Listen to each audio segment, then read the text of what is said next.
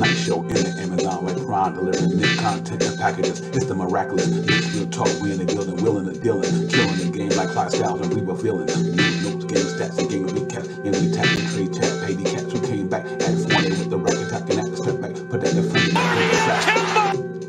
Deep three, strictly from quickly, bang! But nippy, expose the fold, make a little iffy. 50 pieces by you with the beast, RJ with a double. The 6 by shot, hop the tops in trouble. This is not the bubble. We in the building, so let's get it. The best get energy, Nick fancy, lift with it. We hit up the post game, we host this thing coast to coast, and most of the name. It's a night show. Nick's Real Talk. It's a night show. We on that prime time grind. It's a night show. Nick's Real Talk. It's a night show. We on that prime time grind. Nick's Real Talk. Nick's Real Talk. Nick's Real Talk. Yo, salute everybody. Good evening, man. Nick's Real Talk, the night show. What's going on, man? I hope everybody doing well, man. We ready to get in here and talk Knicks. Knicks taking on the chin tonight, guy, down in Indiana, man. 111-98. So we're gonna get into all that, man. So I hope everybody had a good night, a good day. When we here, man, disappointing game. When we get into all that, break it down. I salute to my man, Be Civilized, Streets of Butler, Nick 100 in the building. Yeah, we're gonna get into all that talk, everything Knicks tonight, man. We got something I know everybody want to go, but I know we feel a little bit of disappointment. But it is what it is, man. We got to take the good with the bad. We're gonna get into it. We're gonna break this thing down and see what you guys' thoughts is, man. What the way y'all feeling about the game tonight? You know, I'm obviously another disappointing loss, 2 in a row. So we gotta just talk about that, man. Knicks lost 111-98.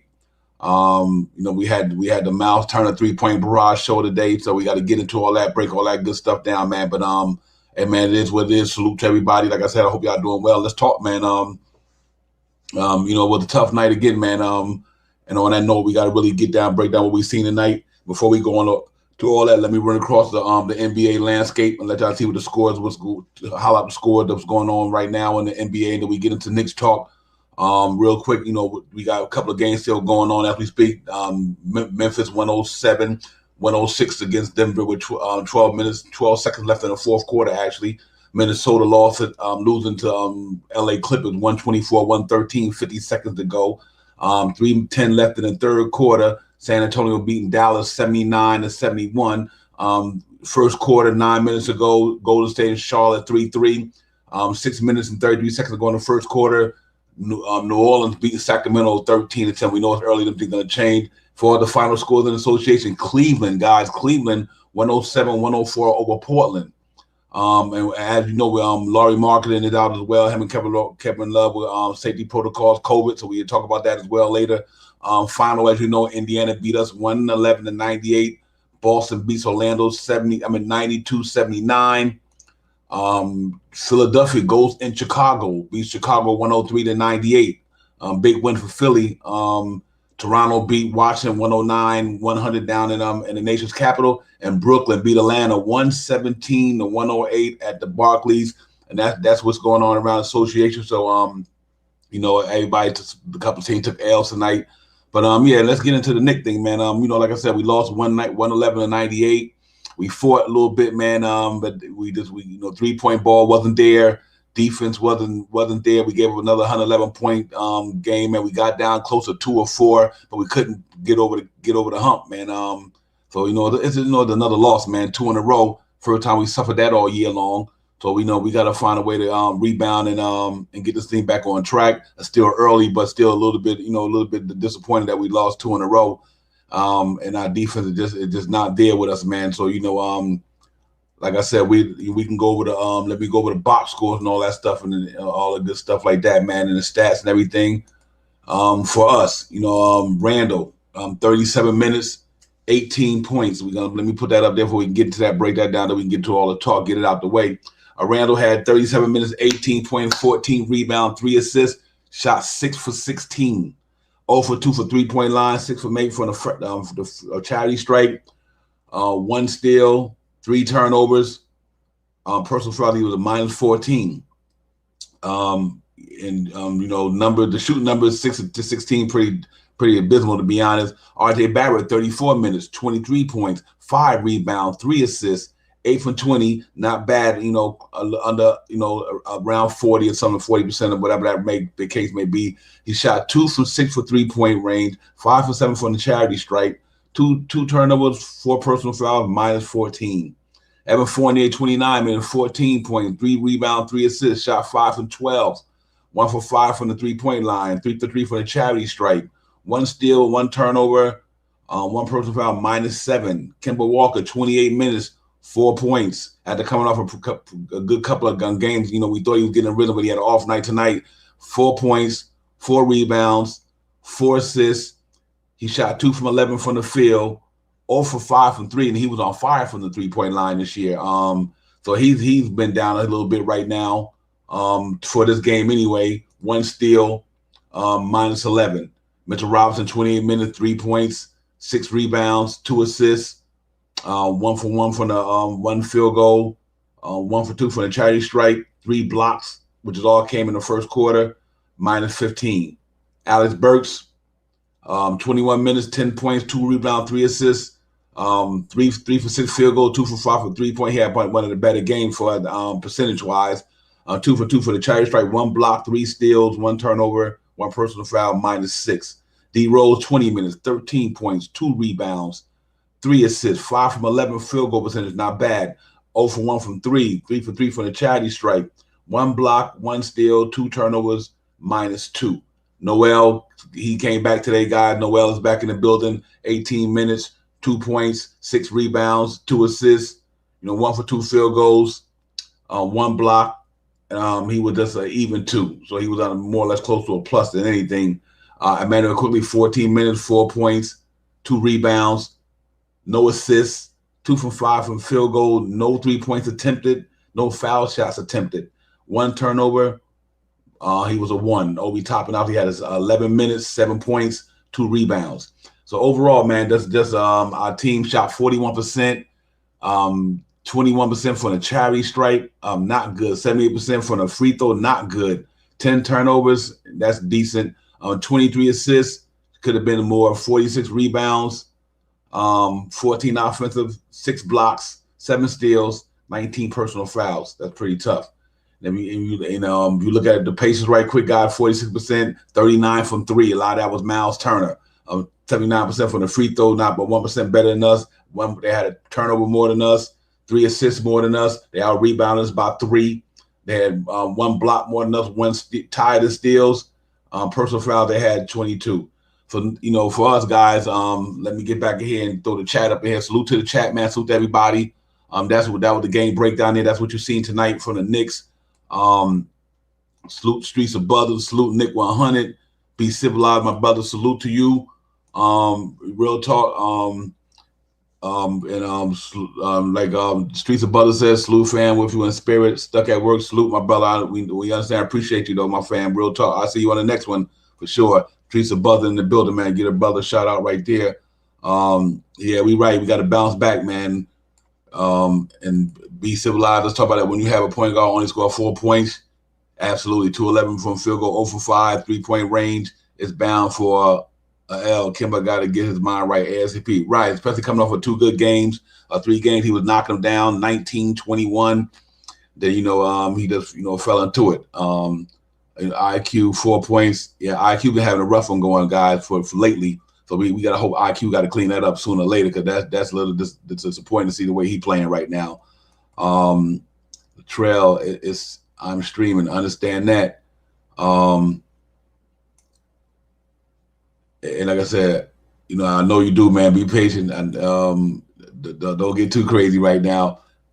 Yeah, we never thought Miles Turner hit 7 free throws in the game tonight, man. That really was the one that really put us out of reach, man. And it seemed like Mitchell couldn't get out there to defend that or try to get out there to make an attempt. So, we got to live with that.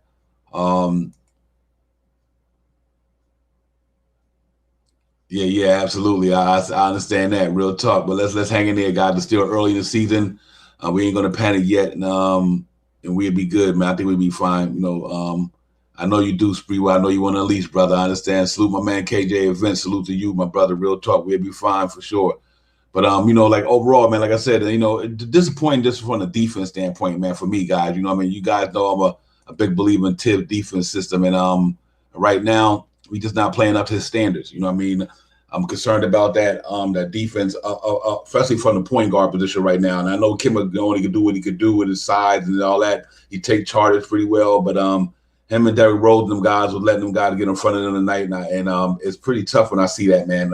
After seeing what we seen last year defensively, but we got to find a way to keep them guards from getting in front of us, man. Because it's taking a lot of. It makes it put the defense in a bad situation, wondering whether Mitchell Robinson and Noel had to come over to try to stop that point guard from penetrating and leaving a guy open.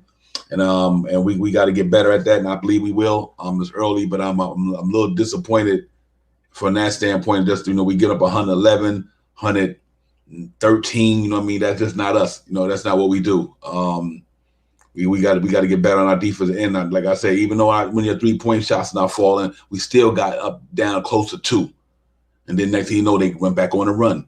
We got that close, and then we went back. They go on their run. So we got to figure some things out, and and get them guys continuity and chemistry together on that defense end, because I think that's what's going to help us carry us this year, man. But we take the L. We 5-3 guys, and we lost 2 in a row. Now we got to go to Milwaukee on Friday. And see if we can get a W against Giannis in them.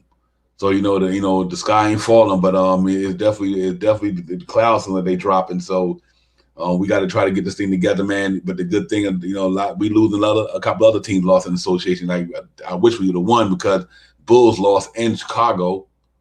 Against the Sixers, like I said when I went over the other scores. So we had some teams that took L that helped us stay a little bit, not too worried. But we also got teams who's up on the come up, like Cleveland. They came and won today at home against Portland. Toronto look like they about to make their move, like I said, man. So we just got to get this thing. Atlanta took an L against Brooklyn, like I said. So team we lose games, but I'm just disappointed for us, man, because we was on a good run coming out the gate, but I think we got to find a way to get that defense back popping, man. Because I think if we don't get that defense popping, like I said. Guys, it's going to be a long season, But I really believe we're going to turn this thing around. I'm not concerned at all. I'm really not. It's early. But we got to fix that defense. So, you guys, what do y'all think? What's the issue with the defense, and what do you think we could do to get this thing popping? I want to throw something out to you guys later on in the show. And it's not even that. It's not. We know it's never going to happen. I don't think it will. And I'm not saying I think. I know it's not going to happen. But I just want to ask you guys a question about a certain player. On the Knicks, can we put him at a certain position? And I know people probably throw crazy jazz at me for saying it, but I'm just using it as an idea, and I'll tell you why I'm using it. Because of the way he's playing. But other than that, man, we just got to get back to our grind, man. Real talk. We got to get this defense situated in New York, man. I am definitely not happy with the way that's going, because I know we better than that defensively. And we got to fix that thing, man. If not, it's not going to be good. But on that note, Noel returned tonight. That was good to see. Noel came in the game for us, man. And he's back, so that's good for our defense up front. With him and Mitchell Robinson, with him coming back, and trying to get this shit rolling, man. And hopefully, we get this thing back on course, because right now the train is gearing off the track defensively. If you look at our numbers, man, they're abysmal. With the way we doing things defensively, I just know that's not Knicks basketball, man. We got to find a way. We gave up 39% from 3 today, and we wasn't hitting the 3 today. So we shot 21% for our 24. They shot 39%, 16 to 21, 41, excuse me. So that was pretty much a tale of the tape right there. And we got to figure this thing out, man. And like I said, I know a lot of our fans be disappointed right now, and because we don't like to even be on here when we got lost. Nobody like to come on the chats when we lose. But as diehard Knicks fan, we got to take the bad with the good, and see what we could do to correct and make ourselves better. And I believe in the team, no doubt. I'm not even losing faith or nothing like that. It's just disappointing that we lost 2 in a row, and our defense is just not playing up to par, guys. I think a lot of that got to do with effort, and a lot of it got to do with also, our guards got to stay in front of people, like I said. Fournier, Derrick Rose, and Derrick Rose, he played hard tonight on defense, but McConnell and them guys was getting in front of them. My man Brogdon was blazing past Kemba Walker all the time. I'm like, okay, we got to tighten that up. That's where our problem is right there. Them cats letting them boys get in front of them, and then once they get in front of them, then we start reacting, and they was getting some shots today that I could just like, that's not good. But other than that, man, we only scored 98 points, but as you can see, the numbers was abysmal. You got to give Indiana credit too. I'm not gonna take nothing away from Indiana. They came out the gate knocking everything down. We got in the hole early, went down 11 right out the door, and then we had to fight and climb our way in the whole game. We make runs, but we seemed like we could never get over that hump. And especially in the third quarter, we was like 70s. We held them pretty good from the beginning of the third quarter to a certain part of the third quarter. But after that, we just couldn't. After that, just went it the way it went. But it's just lost, man. We'll take that 5-3. We got to own up to it. We got to man up. We got to do what it is and accept what it is. We lost and got beat. But glad to see Noel back. What I was interested in me though, was having a good game, man. Topping and then he put Randall back into something for Topping. And I understand why he had to do it, but man, Topping was playing pretty good tonight, man. I would love to see him have stayed in there and got a little bit more burn tonight. You know what I mean? And you're right, B. Civilized. We never had to lead in the entire game tonight. We played on our heels the whole night, on our heels. So that was really disappointing that we couldn't get over that hump, and we had to keep. Only thing I thought about when we was down. It seemed you thought would have made us play harder by being down because we had to fight more. And being that our problem recently has been effort. That's why I was like, good. We down. So we got to fight and scrap and get some energy going to see what this team is made of. We did get it back to 2. We just had a couple of chances we could have went over and we couldn't get over. We had a chance to take the lead a couple of times, but we couldn't get over the hump, man. We couldn't get over the hump, and it fell that way. So and we had to live with that. But we just got to get better, and we will. So other than that, man, like I said, my thing was this here. I want to ask you guys a question. This is just what would you see because of his height, his side, and the way he's going downhill this year? Every now and then, how we used to let Randall be the point forward. I think they could do that with RJ. What do you guys think about that? Just letting RJ initiate the offense up top, just due to the fact that he's commanding so much respect right now, and he's a good downhill guy. Just initiate it and see what happens. You know what I mean? Because he's like our best defender out there right now, man. That's hands down. Him and Mitch is our best defenders out there tonight. You might not see Mitch was a good defender tonight because my man was shooting threes all over the place. But if you look at the totality of the season, Mitchell Robinson and RJ Barrett's been our best defenders. So I'm wondering how you guys think about, every now and then Tiz run a little bit more, run the offense through RJ Barrett at the top and let him initiate it and see what that could do. Because that might free up some guys to get better looks. Because RJ he seemed like this year he would get his way down the middle every now and then. I know it's a stretch, but I'm just curious. The way things are going on with the NBA now, you talking about the Cleveland Cavaliers are winning with almost 7-footers playing. Then it's 6'10", 7'7", or 6'11", and one of them at the small forward spot. I would like to see that tonight as well. I would even like to see this here.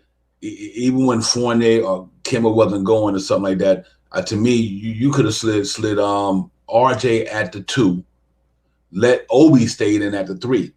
Just because he's 6'9", so it's not like he's 6'11" and nothing like that. He can hold the ball pretty good and tried it because he was having a good game. I just felt bad for Obi Toppin. He was having a good game, but he had to go out because we had to substitute like we normally substitute. But what do y'all think about that, man? Just the RJ Barrett, situation. Because I think right now this guy is not as scared of nothing right now, and this guy is really playing hard out there for us now. And I think he's savvy enough with the basketball, and he got a nice basketball IQ. He know how to pass the ball. But I'm just wondering what y'all think, and maybe you can always free Kemba Walker up for nope, don't want to see it. Okay, Lynn, just was curious. Got you. Understand that. Like I said, I know it's a stretch. I just was having fun with it. Because I know we ain't got a lot going on tonight. Everybody taking L's. I just wanted to try to shake it up and see what y'all thought of initiating. Not that he got to be the point guard. I'm not saying that. but let him every now and then when he come down court, put the ball in his hand and let him initiate. Not the whole game because we got point guards, but I would just want to see the Knicks run the offense through him a little bit more, just like they did Randall last year. They ran a lot of the offense through Randall. I'm not talking about R.J. Barrett be the point guard for the Knicks. I'm not even saying that by any stretch. My thing is, can you let him run a couple of plays when we cross the half court line, put the ball in his hand and see what he could do. If he could break down the defense or something every now and then see whether he get to the bucket or he could kick it out like they do normally. So I just think that was interesting to see with the way he going down that lane. It seemed like he getting down the lane with ease this year. And and that's why I brought that up. Salute to my man, Big Taz, Linda Lynn, salute to you. Be civilized, everybody in the chat tonight. Salute, man. Big Taz said, Randall, let me go there. Lynn said, nope, don't want to see it. Got you, Lynn, on that. I understand that. Big Taz said the problem that with Randall, he will wait till the offense go into ISO for him. Yeah, that's a little problem. We got to get that together too, for sure. So them things, that's one of the things, we say Randall got to get, he got to work on that. But I don't really want to throw it out there like Randall like that. But I understand where you're coming from because certain things he does need to do to kind of make it easy for himself and the team. But he was just 6 for 16. You got to get an Indiana Pacers their credit tonight. Their defense played good tonight. We shot bad. Our defense wasn't good, and that's the results. We got held under 100, and we gave up 111. Which we always if this was a normal Knicks game, they playing the right way. You want to see that same score reversed. Knicks 111, the opposing team 98. Not Knicks 98. The other team 111. We definitely got to kind of switch that thing around. You know what I mean, for sure, and get this defense back together, and be civilized. What did I just make sure? I want to make sure chat. Oh, there you go. I want to make sure you're cool. Randall was not off the ball slasher, but if he was, it might actually work to mine. Yeah, I think so, man. Real talk.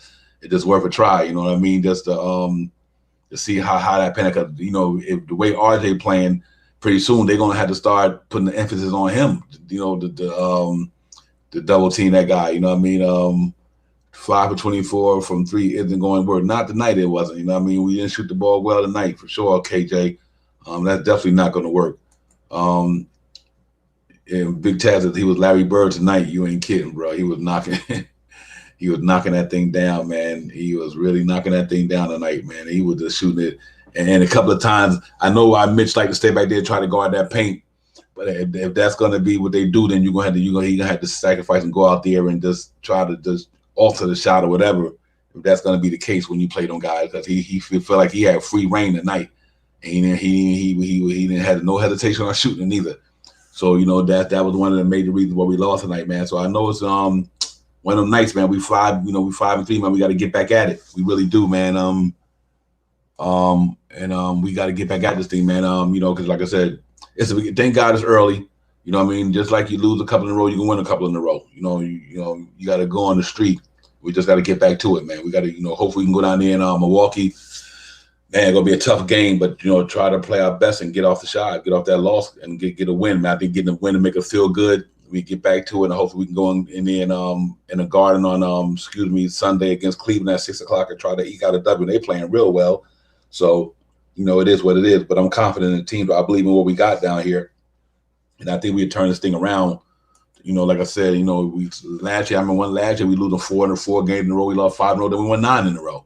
It's a long season, man. It's a long season, so we just gotta make sure that we stand packed and don't get too worried. But we do got to clean up something. I think it starts on our defensive end. I think we got to do that, ladies and gents. That's where it all starts at. We got to clean that defense up, and once we clean that defense up, on nights like this, when the offense ain't clicking, we still would be in the game. You know what I mean? But let's hope that be the case. So like I said, that was the box scores, man. A lot of minuses today. A lot of minuses, bro. It was minuses all up and down the ticket today. It wasn't not one person in the plus in a net rate today for us. Everybody was in a negative. Negative 14, 14, 7, 11, 15, negative 6, negative 2, 2, 2, and 1. That's not good. And it's been like that the last couple of games, guys. You think about that, the last couple of games, we have been in a negative for the starting unit and it's been negative everything. So that just tell me that we're not playing our best basketball right now.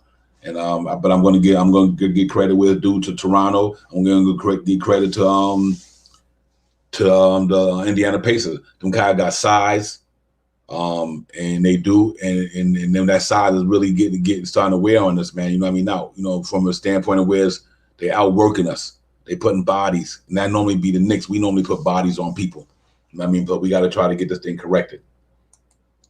So I said my record in the first 10 game was 7-3. Hopefully, I'm still correctly. I agree, man. B civilized. We can still get this thing popping. It ain't over yet. We lost 2 in a row. That's good. Maybe we need to come down to earth. Maybe we need these L's to let them know that it ain't gonna be it ain't what you think it was, because we came out the beginning of the season smoking, knocking down joints, undefeated for a minute, and then and then sometime reality sets in. KJ say 5-3 and still a great start. We are making adjustments. Absolutely. And I know we will, man. That's one thing. The reason why I'm not concerned, because we do have a coach like Tibbs. Now, if this was somebody like some of the coaches we had in the past, then I'll be concerned. But I'm not concerned when you got a coach like Tibbs. I know we'll get this thing right for sure. Big Taz said Knicks are overdrafting in the league right now. Laugh aloud, right? Right. They definitely are, bro. They really are. But we get it popping, though, Big Taz. We going to get back on it, man. But other than that, some of the things I seen today really stood out to me was them cats getting down that paint. We got to get them point guards in there to stay in front of them cats. Caris LeVert was like, he was getting in front of Derrick Rose and them, and he was leaning in, hitting threes right in the mid. Caris LeVert mid-range game was crazy today because they were letting him get in front of him. It seemed like Mitch didn't have his hops tonight like he normally did in the first half. The first quarter, he did like block 3 shots. But as the game went on, I didn't see too much of that. Noel had a little bit of energy there. He played pretty decent for the minutes that he had. He was a even 2, so he was almost a +2. So he played some good minutes for us tonight. So out of all the guys that really went down, Noel came in and played well. I was impressed with Obi Toppin, like I said, man. He had 11 minutes, 7 points in 11 minutes, 2 rebounds, three field goals, 1 foul tech. He was a 1, like a +1, you could say. So I thought they should have kept Obi in there a little more some way and let him get and play that game out, because he was really playing good. Alex Burks came in, knocked down something. He started shooting the ball a little bit. He had 10 points, 2 rebounds, 3 assists. He shot 50% from the field goal, shot 2 for 5 from 3. So Alex Burks had a pretty decent game tonight. He came out and played pretty well. So that was interesting as well. Yeah, I agree with you, Spreewell. We did, man. We gave up so many offensive rebounds that are keys, same as last year. It was, man. We gave up Sunday night. And it just seemed like, what we did, like Robinson had 6 rebounds. Julius had 14, but, it's still, I think we got to get I'm not concerned about that, more the defense, man. And to my brother CT, what's good? Streets of buzzing, what's happening? Hey, what's good, Divine? What's good, chat? What's going on, brother? Salute to everyone, bad loss tonight. I did get to see most of it. Nothing too surprising, to be honest with you. Like you said, things we've got to clean up defensively. We fought tonight, though. We did fight. Mm-hmm. We brought the lead back to 3. We just couldn't get any stops every time we got close. Facts. Yeah, and I think it starts with the perimeter D. The guards have to deny penetration.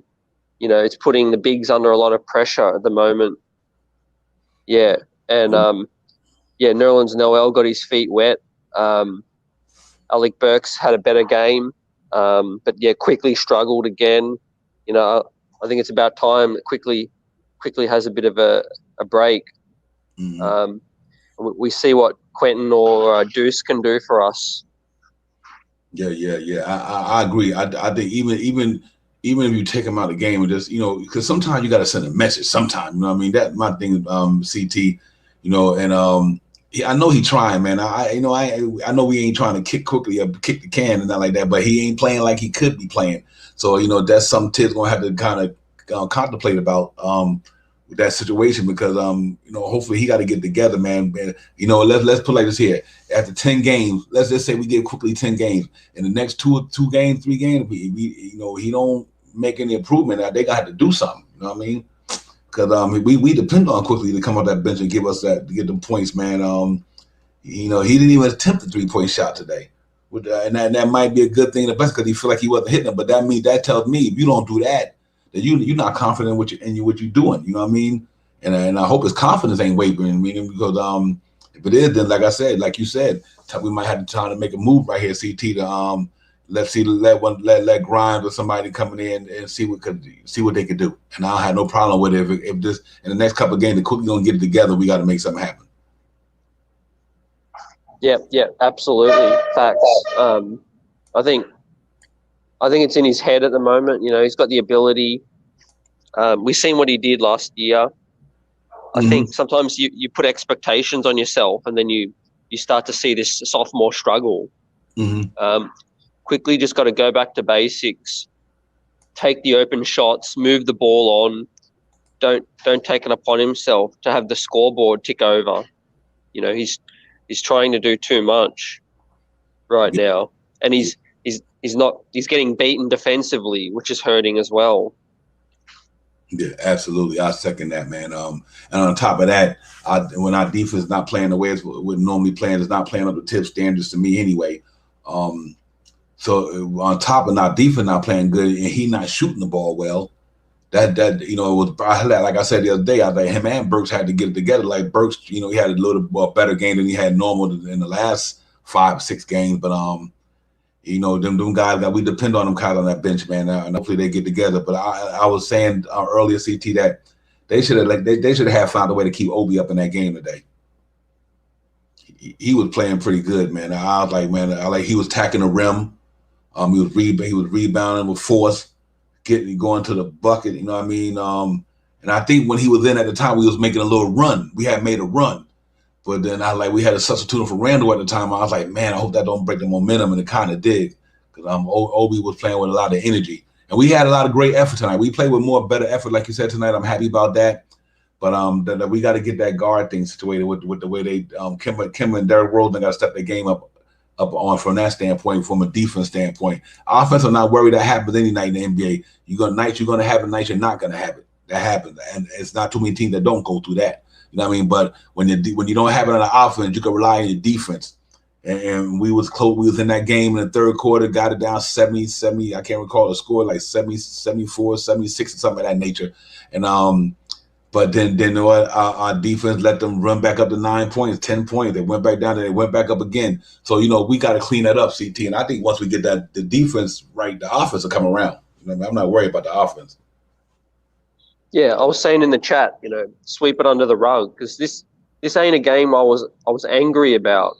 The right. Toronto game is a game I get angry about. Tonight we fought. We cut the lead a few times. We just couldn't get those stops.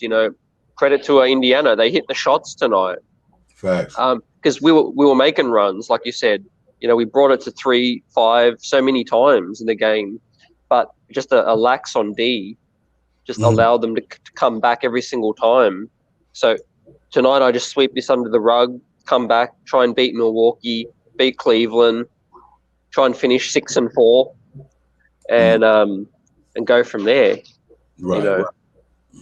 Yeah, I agree, man. I agree. I really second that. I think we need to just go ahead and take the L for what it is. It's a loss. It's a loss. A loss is a loss. And once you take the loss, then you just move on to the next one. Then we try to get better at it, you know what I mean? And that's all we can do, man. And real quick, let me bring in the American Dream in the building. We got Spree coming in, man. My brother Spree, what's good, man? Salute, Spree. Yep, man. Yeah, I hear you, brother. A little tough L tonight for us. Oh, man. It was tough out there. I agree with you. Obi should have played more. I definitely agree. That's a great point, man. I mean, those 3 or 4 minutes he had, he was the only one that had his head on fire. You felt like he was given the energy that game needed to flip, and I hated to see him come out of there. So I totally agree with you on that point, Divine. Yeah, I didn't like the effort, man. I just didn't like the effort. At times we played in spurts. It's easy when you're down to find energy because you don't want to get punked. Right. But I just don't like. To me, even after timeouts, Divine, I mean, we cut it, and I feel like you should be. And I love Tibbs, but I'm being real. I'm gonna keep it real. After timeouts tonight, we just weren't there. It's that's when you need to be at your best, right? That first minute right after a timeout, when you flip the game, to like a 5-3-point game, Indiana every time would come out with a 7-0 run of their own, like after those timeouts. So I didn't like the effort, man. We can't play in spurts. We gotta bring it. And I agree with you, Divine. It starts with our defense. Yeah.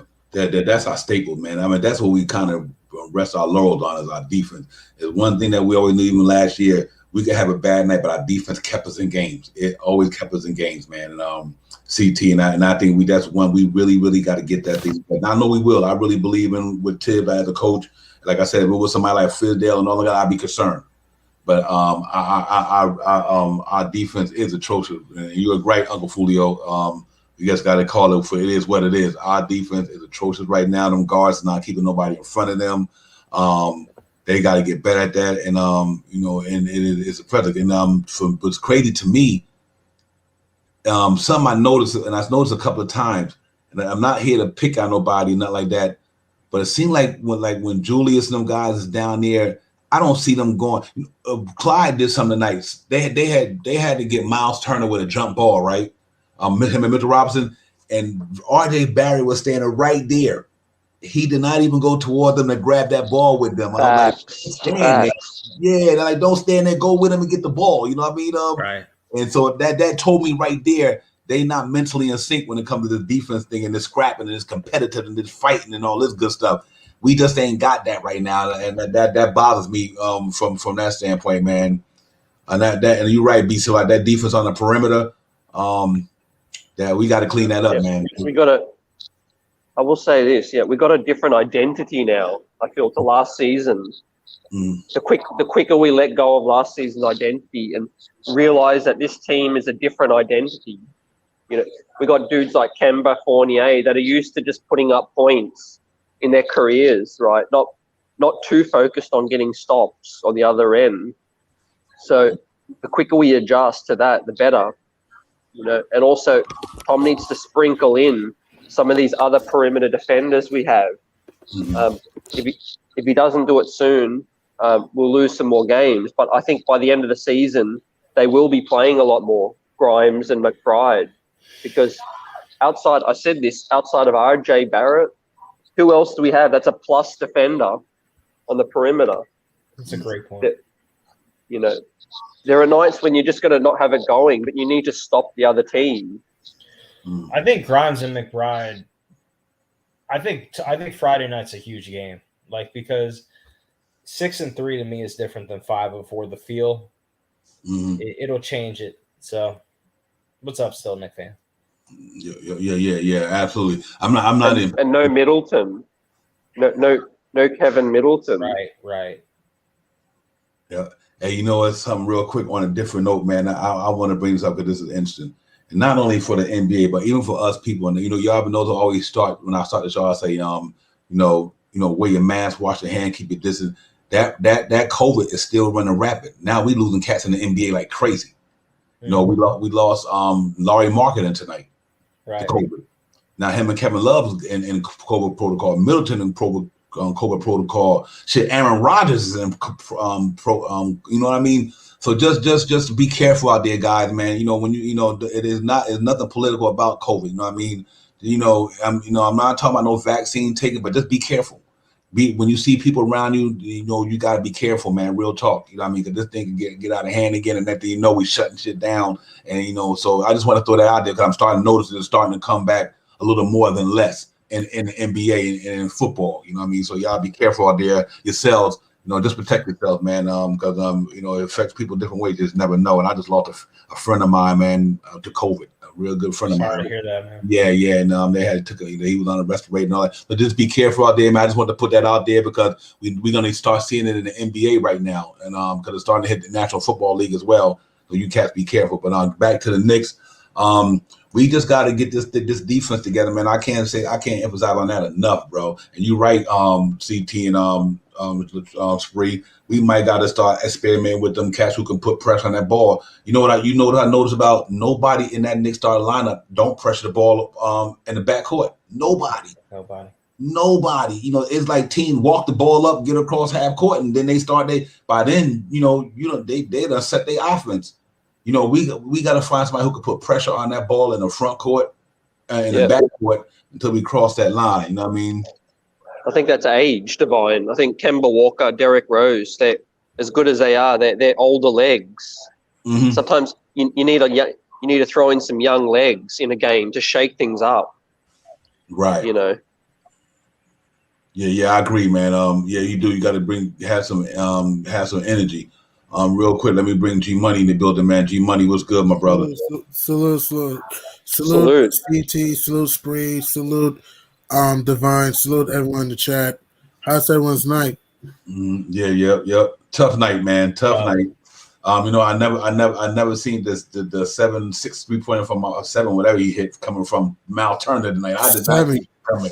I did not see that coming tonight. So that was one of the ones really when I seen Darren start doing that, and I'm like Mitch would, and it ain't all Mitch fault because I think Mitch was trying to, you know, they teach Mitch to try to play that paint. You know what I mean, guard that paint. And then, you know, you just got one of the guys who had a hot and he couldn't get out there. Not say he couldn't get out there. He didn't go out there because he might have thought about, you know, this guy going to pass the ball. You never think Mal Turner going to drop 7 threes. You know what I mean? So I get what you're saying, Divine, but if someone's on fire from the perimeter, you might want to start guarding up. Absolutely.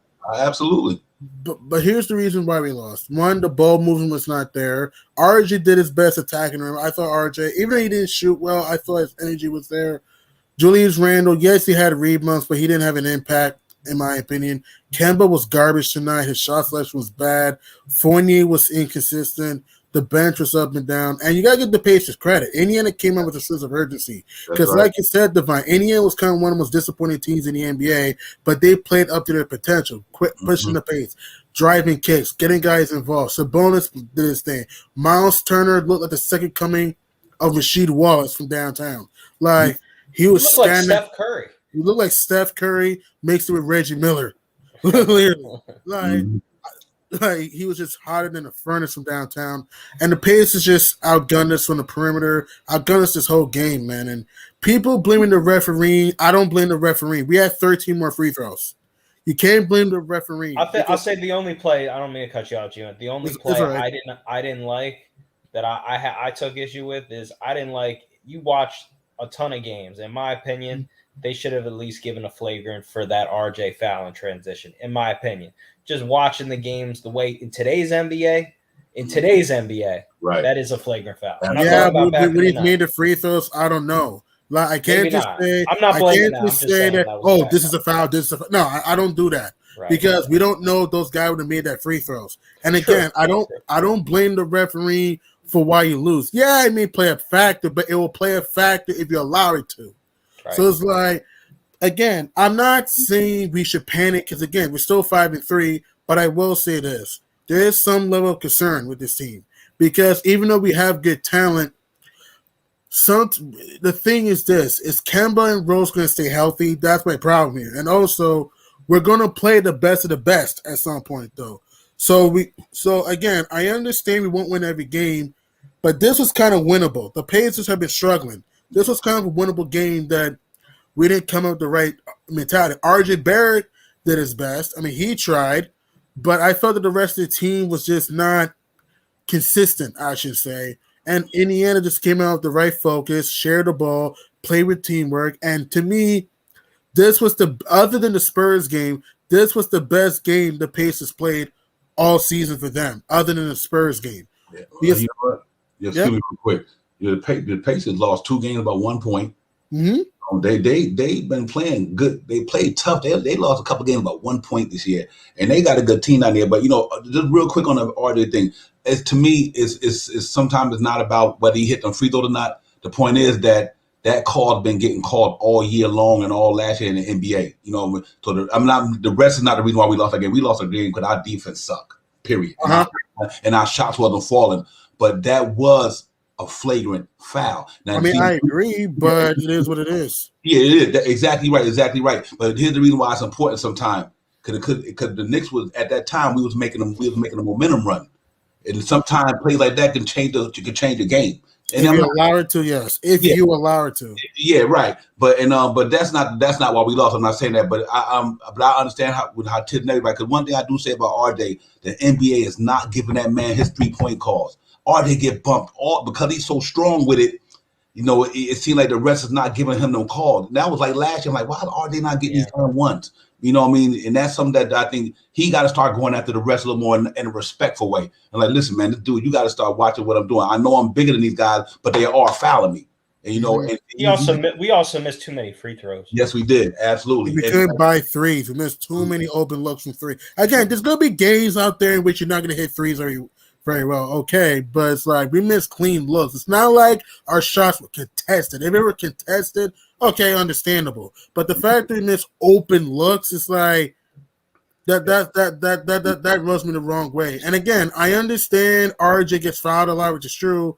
But like I said, I don't blame the referees for these type of things. We gotta move on. It's gonna happen every game. Well, not every game, but sometimes it's gonna happen certain games. It's a matter of, can you overcome that? You allow a call to affect you. If a call can affect you if you allow it to, if you don't execute the other time. Because again, there's gonna be games in which the refs will go against you. Example: Nets Bucks. Check game 7. The refs were helping the Nets in that game. The Bucks overcame them. Yeah, I got you. I don't want to make it about. I'm not making it about that because RJ is not complaining about it. It's not. That's just me as a fan talking about it. He ain't complaining. RJ putting up his numbers. He's not complaining about it. He doing what he do.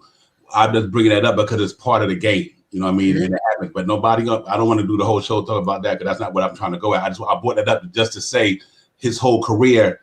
I think his next maturation in his career to learn how to get the refs to understand that he's doing that. That's what I'm trying to say, because the great players do that. LeBron and them, KD and them, all of them, they learn how to work the refs. So when if they miss it this time, they get it the next time.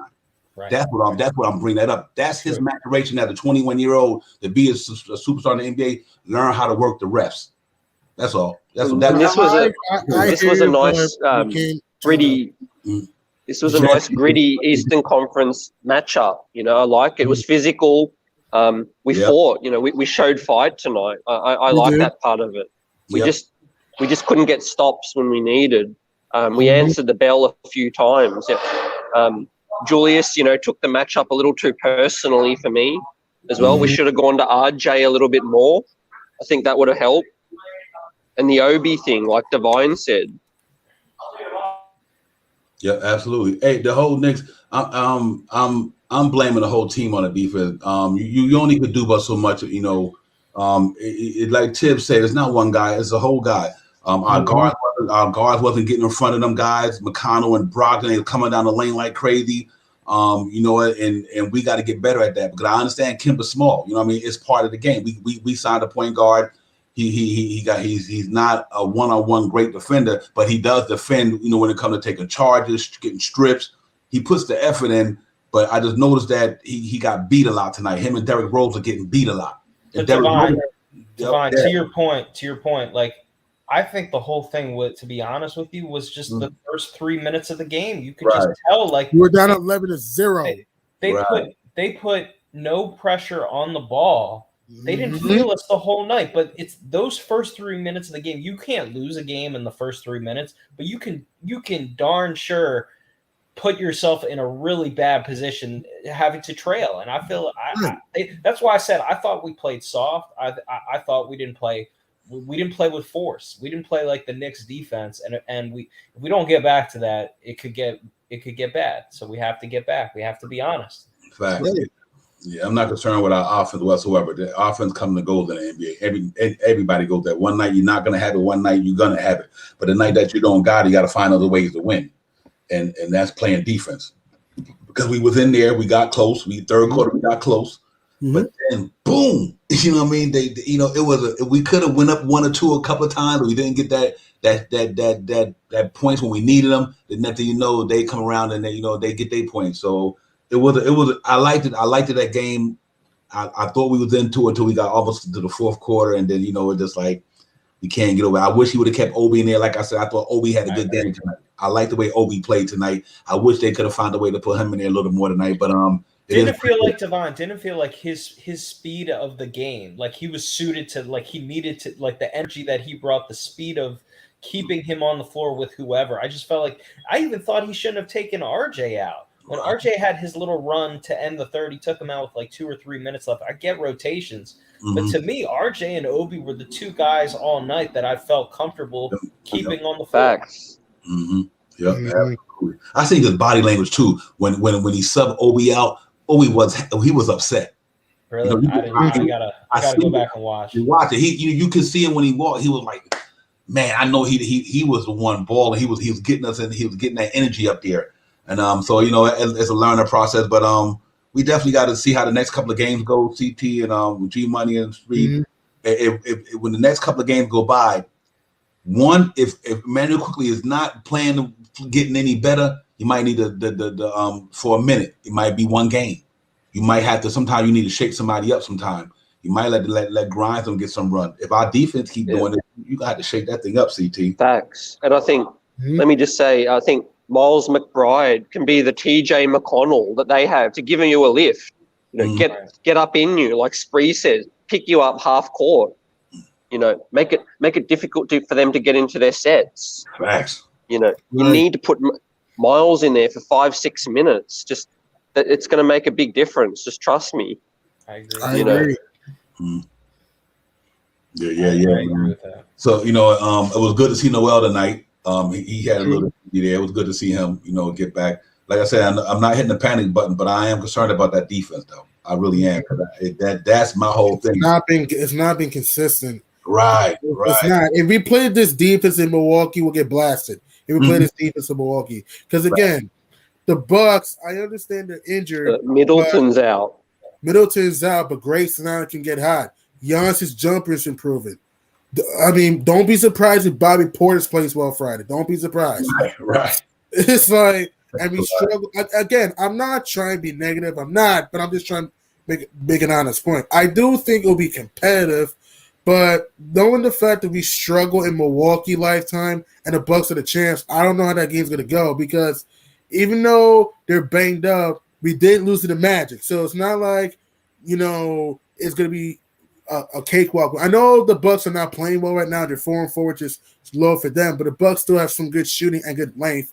And Giannis, I like Randall. I'm going to be honest with you. Giannis is going to destroy Randall Friday. He's going to destroy him because he's going to go to the basket and his jumper's improving. He's going to destroy him. And I have a weird feeling that Grayson Allen's going to have a big game. I have a weird feeling, man. It's like every time we play role players, some role players just have some random good game against us. Like, So what, CT, what do you think we really, really need to do? And I go around the panel. CT, what do you think we really need to do in the next couple of games to get this thing back on track? Just play loose, play New York City basketball like we've been, play with confidence. See, this is going to be a mental test for this team. This is the first mental test. We've lost a few games. We need to trust that we are a good team, play together, team defense. Nerlens Noel is back. Tonight would have been, I'm not evaluating Noel tonight. It would have just been a first opportunity to get loose, fight hard against Milwaukee. Like I said, I think the team fought hard tonight. We just came up short. We made a few good runs. But, I want to see some adjustment. I want to see Grimes and McBride sprinkled in some more, about 5-6 minutes at the end of quarters. And I think we can be, even if we lose to Milwaukee, I'm not worried still. I think we can finish 6-5, 6-4. If we beat Cleveland, 6-4, launch the season off of that. I think we could beat Cleveland. I do think we'll beat the Cavs, but it will be tough. Cleveland is playing better this year. Yeah. They're going to be down two of their players, though. Laurie Marketing got COVID. And Laurie Marketing and I think Kevin Love. Man. So that's too sad for them. Yeah, I agree with you, CT. I do agree with that Spree, man. What do you think, man? What do you think we need to do to get back into this thing, man? What these next couple of games? I can live with missed shots. They happen. We talked about, was Kemba's shooting sustainable when he was hot from three, and I can live with missed shots. Anybody that's played basketball knows you're going to miss shots, you're going to make shots. It happens. I can't live with the energy and the effort if I felt like I'm putting more in the game than they are. I'm ready to go. I'm ready to go when I'm watching the Knicks. And I didn't think the Knicks were ready to go. I did not like how we came out. And if you I was don't down bring 11-0. I don't care who you play on the road. You can play the worst team in the NBA. Mm-hmm. But if you play on the road, you have to bring your defense and you have to play with force. We need guys that can pressure the ball. So if you want to put in McBride for 5 minutes, I'm cool with that. I'm going to still trust IQ. IQ's scaring me. He really is. He looks like he's at the local Y, like in the circus right now. He's got to get back to just being confident and getting buckets, not turning the ball over. He's thinking too much. I don't know what's going on. He's in his own head. He's struggling right now. Yeah. We got to get IQ back because it's not looking good right now. I thought we were soft. And the one thing I'll say is we can't turn the ball over on defense when we actually secure the rebound. RJ did that again tonight, and we can't do that. So we got to be tougher, and I think we'll bounce back. But they got to learn from this. Yeah, your money. What do you think, man? Next couple of games, what you looking to see? What do you think we need to do to get back on our winning ways? Rebound, limit turnovers, and we gotta stop. We cannot complain to the referees, and also, like you said, Spirit, we gotta play with toughness and force. I mean, what helped us during that 5-1 start, we were playing with force, toughness, sharing the ball, finding the open man. I felt the past 2 games we're playing down to our competition. I know the Pacers are better than what the record is, but they were still 2-6 going into this game. So it's like the fact that we didn't share the ball, the fact that we're allowing guys like Miles Turner to pretty much splash a 3-point contest in our face, it's pretty embarrassing. And are you surprised Taj didn't play? His ankle's messed up. Nah, his ankle. He wasn't going to. Because it said I thought he was initially going to be out, but then they said he was available. He dropped. Yeah, but knowing his age, I mean, no disrespect to Taj, but knowing his age and stuff and the injury, I would rest Taj. I would rest Taj. But the Pacers deserve credit. Outplayed us, but the Knicks, man, I do think it will be a tough game in Milwaukee. I believe we'll beat the Cavaliers on Sunday. I'm going to be honest with myself. I have a weird feeling we're going to lose Friday in Milwaukee. I have a weird feeling because here's the thing. The Bucks, you also have to consider the fact that they lost 3 games in a row at home. I don't think they want to make it 4. And I just think that even though we will be competitive, yes, they don't have Chris Middleton. Yes, they don't have Drew Holiday. Yes, they don't have Brook Lopez. But all that doesn't matter because any team can beat you in the given up despite injuries. And Grayson, and again, I'm not saying Grayson Allen is amazing. I'm not saying that, but he's not a bum. He can hit 3. He can shoot it. He can shoot. And Bobby Portis can shoot. And you also have Pat Connaughton that can shoot too. Like the Bucks are defending champions for a reason because they have guys to contribute. I do believe that we'll be competitive in that game since the fact that the Bucks are not healthy. But I have a weird feeling Friday night it's going to be tough because here's the thing. Giannis Antetokounmpo, even though he has a knee injury, this is the same guy that dropped 50 in a Game 6 to close out a finals and won a finals MVP. He's going to look to make a statement on Julius Randle. I believe we'll win Sunday with no Kevin Love, no Lauri Markkanen. Even if they were there, I believe we can beat the Cavaliers. But against the Bucks, I'm sorry, Knicks fans. They may not like what I'm going to say, and I don't give a damn. I don't see us winning in Milwaukee Friday because I just think that the Bucks, knowing the fact they're on a 3-game home losing streak, I just think they're going to play with more force at home. It's hard to win the Deer District. It's hard. They only lost 1 home game in the playoffs. And the fact that our defense right now, it's early, and I think our defense will be fine, but right now we're not playing with force. We're giving up open threes. We're not – I mean, yeah, we can block shots here and there, but by other parts, we're fouling too much, and that's what I don't like seeing. We don't want to do that against a team like the Bucks because Milwaukee can hit free throws. So that's another reason why I believe we'll win Sunday at home against the Cavs, especially without Markkanen and Love. But Friday night, I have a weird feeling we're going to lose to the champs because, like I said, the Bucks have not played well at home. They're 1-3 at home. I think Milwaukee's going to put a statement. I believe we'll be competitive, but I don't see us winning Friday night in Milwaukee. That's just me. Okay. All right. That's what's up. Well, for me, man, I think these next couple of games is going to be really going to be a test of character for us. It's going to really see what we made of. If these next couple of games, in the next 2 or 3 games, going to really see what we made of when it comes to resiliency. Facts. True. You know what I mean? How resilient is this team? You know, you got to get down before you can get up. Okay, so we got up before we got down. Now we need to see if we're going to get down and then get back up. So we're going to see this team resilient. We're gonna see if we got a bunch of fighters out there. We're gonna see if we got a bunch of dogs out there. You know, and like I say, if you lose to Milwaukee, you better go down swinging. Mm-hmm. I mean, that's my. And if you're gonna lose, go down swinging and break that. Like Spree said, don't play soft. Put that effort there. I think it's important that we do that Friday because that'll tell us what some of these guys are made of.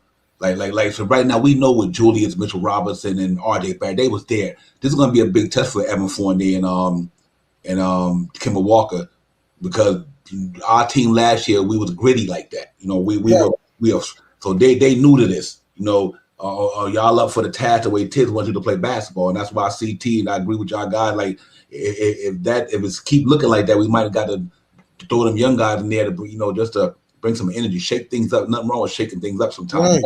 You know, you might have to shake it up a little bit to see if we can, get the call. I do believe in this team. I think we're gonna be where I think we're gonna be at because it's early. And the good thing about it, we 5-3. We not 3-5. You know what I mean? Good, yeah. So that's a good thing. It's a good thing that we over 500. And like I said, we look around Associated today. Atlanta, they probably where we at a little better, worse record than Washington. Bulls lost to Philly. You know what I mean? In Chicago, if I'm not mistaken. So no, they lost at Philly. They lost at Philly. Philadelphia, right? Excuse me. We're always saying how deep we are, right? Mm-hmm. Big 15, right? This is working in that favor for Kevin Knox, for Grimes, McBride. Mm-hmm. This slide is working to their advantage. Mm-hmm. So they're get an opportunity.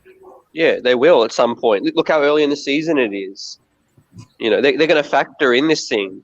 And I'm even saying in December, if we're not where we want to be, I'm not prepared to talk trades right now, but if we're not where we want to be in December, there will be trade talk.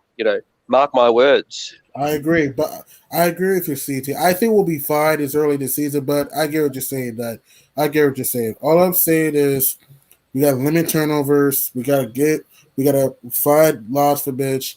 And against the Bucks, we got to guard the 3-point line. We're not guarding the 3-point line right now. We got to guard that 3-point line. And I haven't seen the Milwaukee's can handle. Again, I think we'll be competitive against the Bucks. Just hope we're competitive. I don't want to get blown out in Milwaukee, especially without Chris Middleton, Drew Holiday, Brook Lopez, and Dante DiVincenzo. Let's just be competitive in Milwaukee. We're also on ESPN. We're nationally televised. We can't come out here not sharing the ball, not finding the open man, not attacking. What helped us during that 5-1 start, again, I know we're above 500, I'm happy, but what helped us to start the season is that everyone knew their role. Now it's like Kemba tailed off a little bit. Fournier's been ever since that amazing few games he started, he's kind of tailed off. Julius Randle, look, I understand he's a good playmaker, and I understand he's a good rebounder. His shot selection is inconsistent sometimes. Last year, his shot selection was good. So far this year, it's been up and down. RJ Barrett has been phenomenal. He started off so, but he's been amazing the past few games. But our bench, too, Obi plays hard, but I don't know why Fizz doesn't give him enough minutes. I don't know why. And like you said, Divine and Spree, Quigley needs to step the hell up. Yes, he can pass. I know his passing is improving a little bit. But the turnovers and the shot selection is bad right now. I mean, I'm not trying to be negative. I'm not. But I got to tell you how it is. I know Knicks fans may call me a quote-unquote negative Nancy, but I'm going to tell you what it is. And also, Alec Burks, he's good, but he's been inconsistent all year too. So it's like, we're 5-3. Looks good now, but we can't play like that against high-level competition like the Nets or the Bucks or the Heat. The Suns, the Lakers, teams like that. What helped us during that 5-1 span is we're playing with chemistry. Now it's like the past 2 games, I feel that we're overlooking our opponents rather than playing who's in front of us. And, you know what? And here's the only thing that gives me optimism a little bit. We 5-3. Quickly haven't had a good year yet. True. Burks haven't had a good year yet. You know what I mean? And like you said, with some of the inconsistency that we got going on with the offense and the defense, for us to be 5-3, and we're not playing good basketball. We're not. We just got to call it for what it is. You know what I mean? And so I'm hoping once we start playing good basketball, this whole thing will change, Spree. I think we just got to get back to the basics. And that starts from the defensive standpoint. our team, I know, like CT said, we got a new identity this year, but I do think we got enough defense talent down there to steer the ship the right way. And I think Spree, we just got to go in there and play some defense, man. That's my main concern. Yeah, I agree 100%. I mean, that's what made us great last year. That's what's going to get us out of this. I mean, my whole thing, man, is we don't need, we improved on paper, and games aren't won on paper. We improved offensively, but we need guys that are willing to do the dirty work. It's hard to play defense. Everybody in the NBA is talented. All these guards are quick. We need guys that are willing to do the dirty work, apply pressure on guards. Right. I like what I saw from Noel. To be fair, he played hard. Noel played hard. I think he's going to get back in the fold. I think Mitch will be okay, but Mitch can't do everything. You have to stay in front of your man, and you have to have some sense of, I'm going to do whatever it takes to stop my man on that night. You have to have pride. You're not going to always be perfect. I'm not asking Kemba Walker to be an elite defender. I'm not asking that. What I'm asking for is the effort. I thought at times when we got back in the game and made it close, I thought there were times we did have it, but you can't just do it from behind. You have to do it from the jump. It just doesn't work like that. You can't cheat the game. And so we got what we deserved, and we're going to get out of it on Friday. We have to. Yeah, I agree. ACT. Right now, Knicks giving up 113 a game. Knicks giving up 110 a game. Charlotte giving up 115 a game. Not good.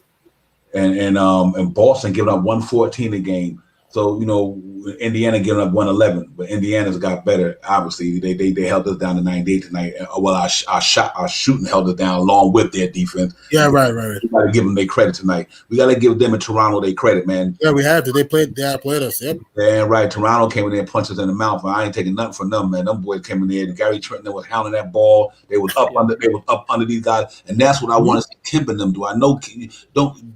Play the man, stay in front of the man until you can't stay no more, but you do got to stay in front of him for a minute. You know what I mean? Right. And I just think him and Derrick Rose tonight let Brogdon just get in that lane when he wanted to. Karis LeVert get in there when he wanted to. McConnell get in there when they wanted to. I'm like, come on, guys. It's like the Red Sea was open the whole night. Yeah, I'm like, you gotta. Sometimes you gotta give a foul. It ain't gotta be a flagrant. It don't gotta be intentional. But you gotta let a guy know you can't come down there like that all the time. Maybe you put an elbow on or bump him or whatever. Throw him off balance. Right. You can't come down there that easy. And that's what I didn't see tonight. Guys. With the deficiencies we have, we need to play with the energy we did on opening night every single night. That night against Boston, like we need to prepare like it is opening night every night.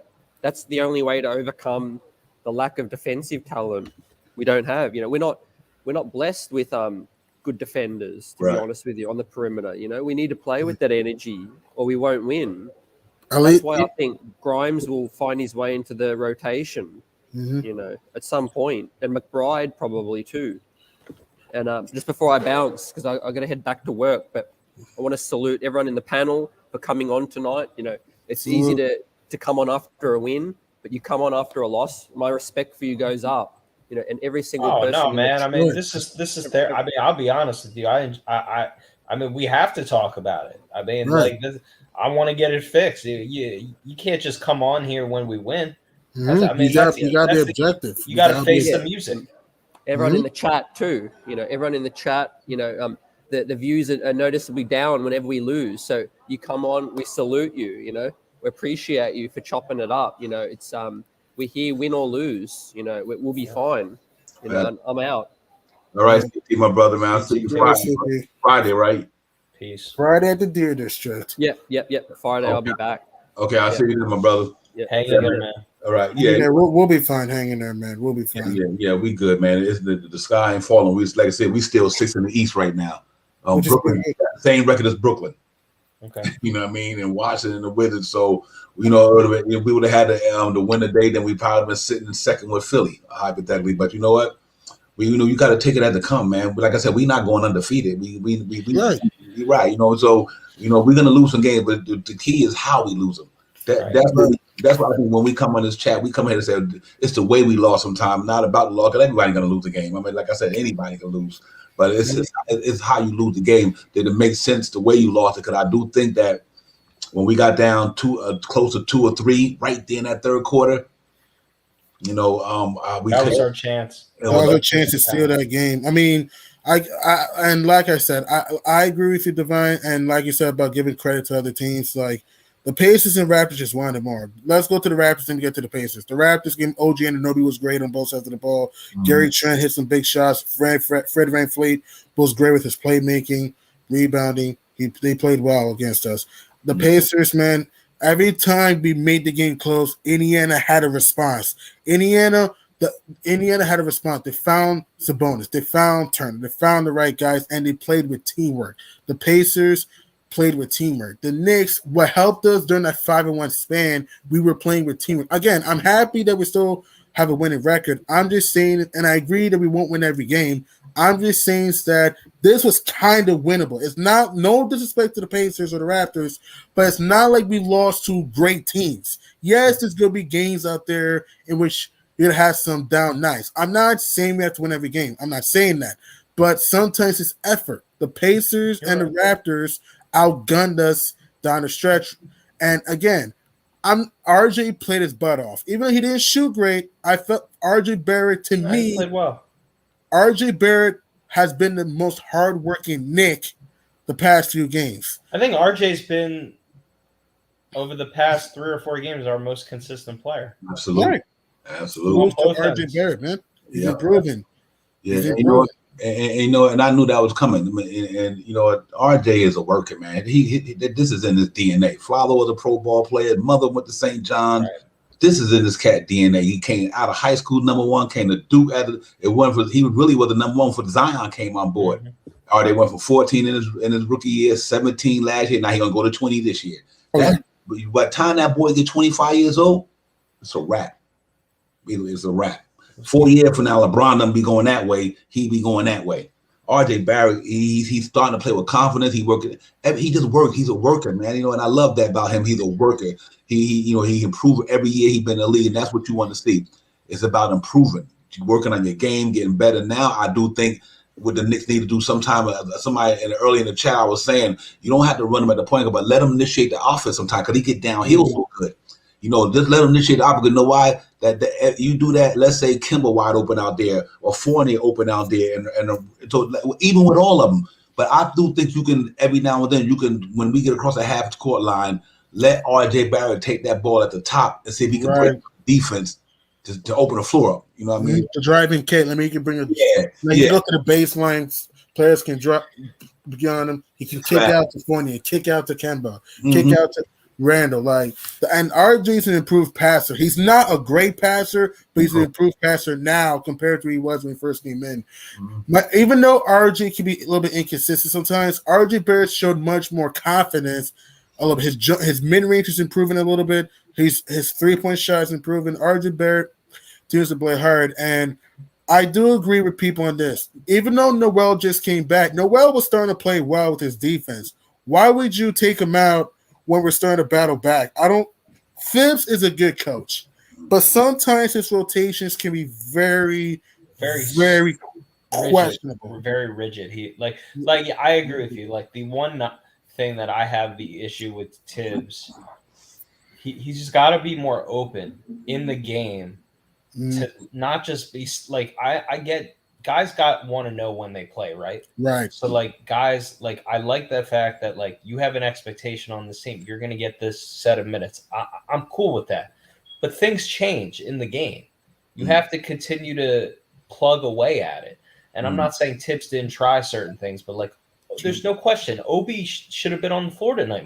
He was playing good. That's one person. I understand why he did Noel. Noel just getting back from injury. You rather have him 20, 30 games now than you risk it right now. He just got back. And I understand, we was making a momentum change at that time. I do agree, but I do also understand why Ted pulled him out. That boy haven't played he didn't play preseason. Good point. The regular season. So you don't want to keep that boy in there. Next thing you know, You know, he messed around and remember, guys, he had a hamstring injury. Mm-hmm. You don't want to, you don't want to aggravate that hamstring injury. So it's not worth risking him to keep him in one game that we trying to win compared to having him for the rest of the season. So I understand why Tibbs did that. But like the Obi one though, you should have kept Obi in there. You got to keep Obi. I understand.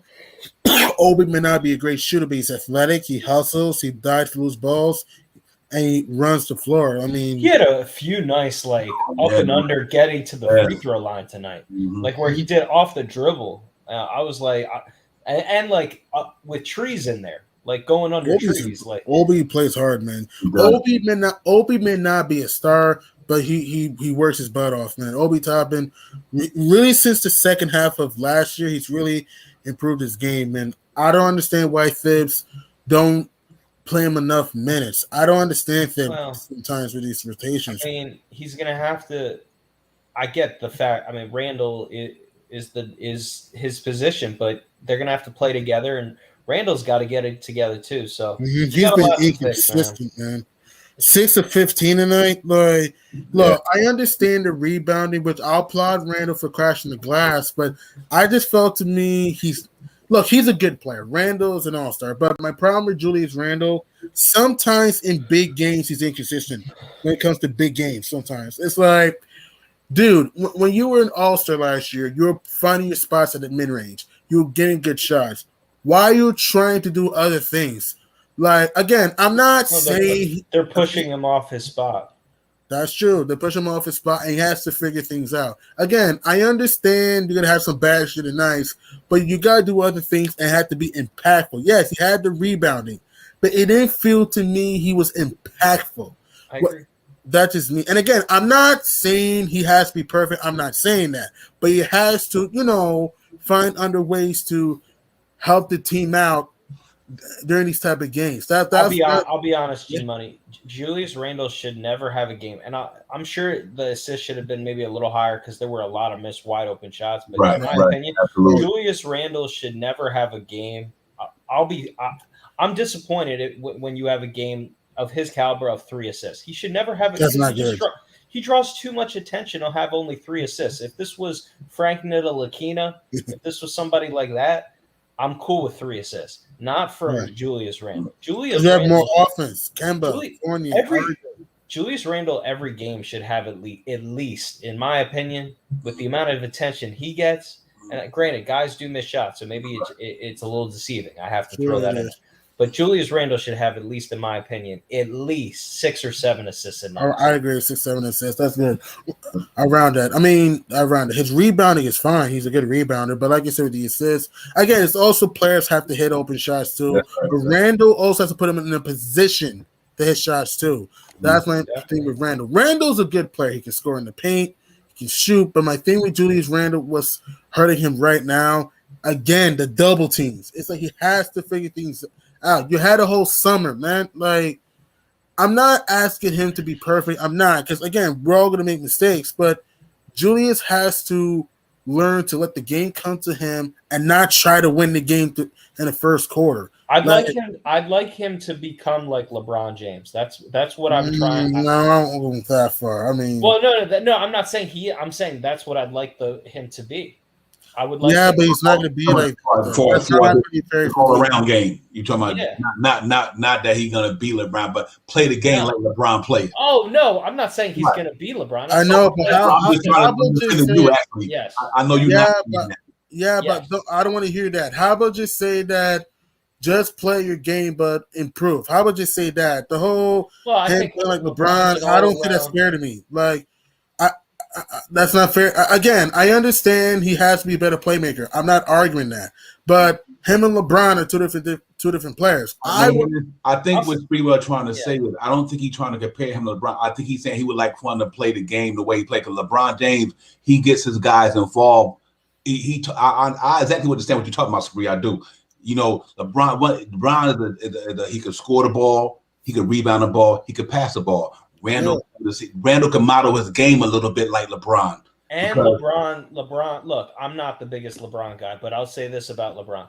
He leads the body language. He has body language. He has IQ. The diving on the floor, the IQ, the raising your teammates up when the team is down.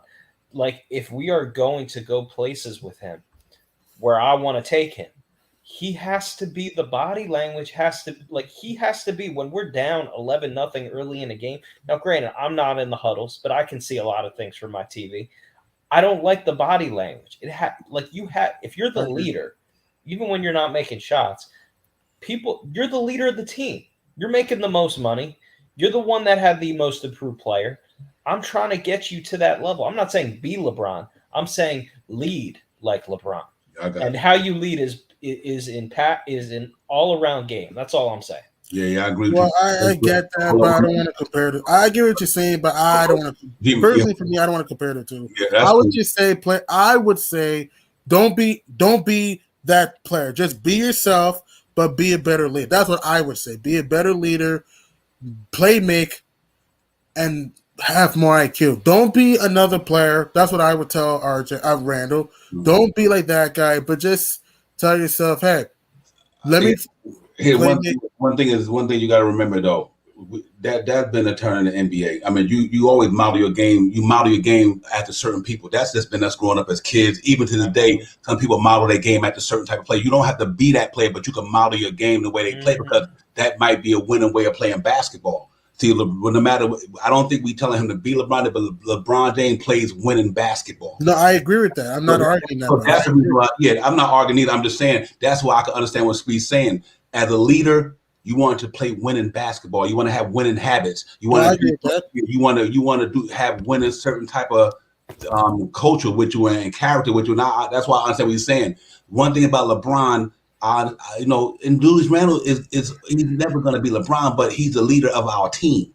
And we want the leader of our team to have certain traits that other good players have to become a leader. Like, I want to see somebody have a Kobe type of mentality. I want to see RJ have a certain mentality, like a certain player who got a killer instinct, who might just go in there and get it. Not that he's going to be that player, but he want to have a certain type of characteristic that another player might have, because that's what this is. It's a copycat league, but you learn from the players who came in front of you. That you've seen what they did and the model their game. So, and I understand what you're saying, Speed. I don't have a problem with that. But one thing I do notice about and I do understand where Greg Greg, you're right. And tonight, it wasn't about Randall not even passing the ball. The Cats wasn't making shots. We shot 1% from three. I don't think it would have mattered. Right, yeah. Lost by 17. About Randall tonight to me, because I did see Randall throw the ball to a couple of players. They wasn't making shots. Like Kimba, 0 for 5 from 3. Kimba, this was a team thing, right? It was a team loss. We just had a bad shooting night, and our defense gave up a couple. They got lacked at a couple of times in the game. That's about it to me. I like the way Obi played tonight. I even like some of the hustle Derrick Rose had on defense. He was blocking a couple of shots, trying to stay. Yeah. I just think that the overall thing, Pacers shot the ball well. They outshot us. Derrick had one bad turnover that. Right. And RJ played well. Obi played well. In the first quarter, Mitch played well. 3 block shots right out the gate. But that wasn't enough because we couldn't contain their shooting. The night was a Miles Turner beat down for the Knicks. The night was about Miles Turner, basically. He started it. They couldn't stop it. Caris LeVert got going. Brogdon got going. A good job Randall on Sabonis tonight, though. Good job Randall on Sabonis for his one-on-one defense. True. He did play Sabonis well tonight. I got to give Randall his flowers for that. But I'm gonna tell you one thing I do notice about Randall's rebounding, guy, what he really got to do. You notice he don't never get a lot of offense rebounds. All of his rebounds are mainly defensive rebounds. They miss a shot, you there to snatch it off the glass and run. I want to see, because he had one offensive rebound tonight where I think he came back and dunked it back in tonight. Mm-hmm. That's the first time I seen Randall do that in a while. You know what I mean? Yeah. So I want to see him get more offense rebound as well. You know what I mean? Because with one of them happening tonight, somebody missed the ball, right? A jump shot. It triggered off the rim. Randall started running the other way, and the ball came right where he was at. It was one of them low rebounds. You know what I mean? So I think we need to just make sure we get the rebound together. Don't break too early. But I would love to see Randall get a couple of more rebounds for sure, because I think he's a good enough rebounder. I like the way he played tonight. Randall actually drove that ball in the paint. I was like, man, I'm glad to see that. He was driving the ball in the lane, dunking on jokers. That's what I want. He wasn't settling for threes tonight. I was glad to see that. So I did like some of the things he did tonight. I just think that overall our defense was just a little bit suspect down going toward the end. We came out and we got that lead, gave up that lead. Defense wasn't playing good, come out the gate. But then when we got back down to 2 or 4, then our defense let them go on another run. So I think that's been our Achilles heel this year, letting people go on runs. And I think we just got to fix that from the defense standpoint. But other than that, we got to take the L, fellas. It is what it is. 5-3. We move on to the next G Money and Spree. And hopefully we can go down there like Spree said. He probably gonna give it rack it up as a Friday L. I'm always optimistic. I hope we can go on there and catch him on a bad night, and we can come out with an L. If we don't, but I hope we can. I love to go on national TV and pull up an upset, for that win. But if it don't happen, it don't happen because we expecting to lose the game anyway. So it's not like compete. Right, compete because we not a lot of us not expecting to win the game. But I'm gonna say this here: that don't mean we can't win the game. We just got to click it on all cylinders to beat them. You know what I mean? We're gonna have to be clicking on all cylinders to beat them offensively and defensively. So I would love to get this win, man, and go down there. And I would love to get the win because I think if the Knicks could beat them to Friday in Milwaukee, that would boost the morale of that team. So I think we'd be right back on schedule. Yeah, this thing could change quite. Like that's the thing about the great thing about the NBA, that you could have a bad night, you could have even 2 bad losses, but one game against a really good team that won the championship last year, even if some guys out, that changes everything. So the sky isn't falling, but I think I agree with how Divine started his show. Defense and rebounding are the 2 biggest things that the Knicks have to improve on, in my opinion. I agree. And the rebounding numbers are deceiving tonight because, you look at the rebounding and it shows that the Knicks were actually close. But all the key rebounds, went to the Pacers tonight.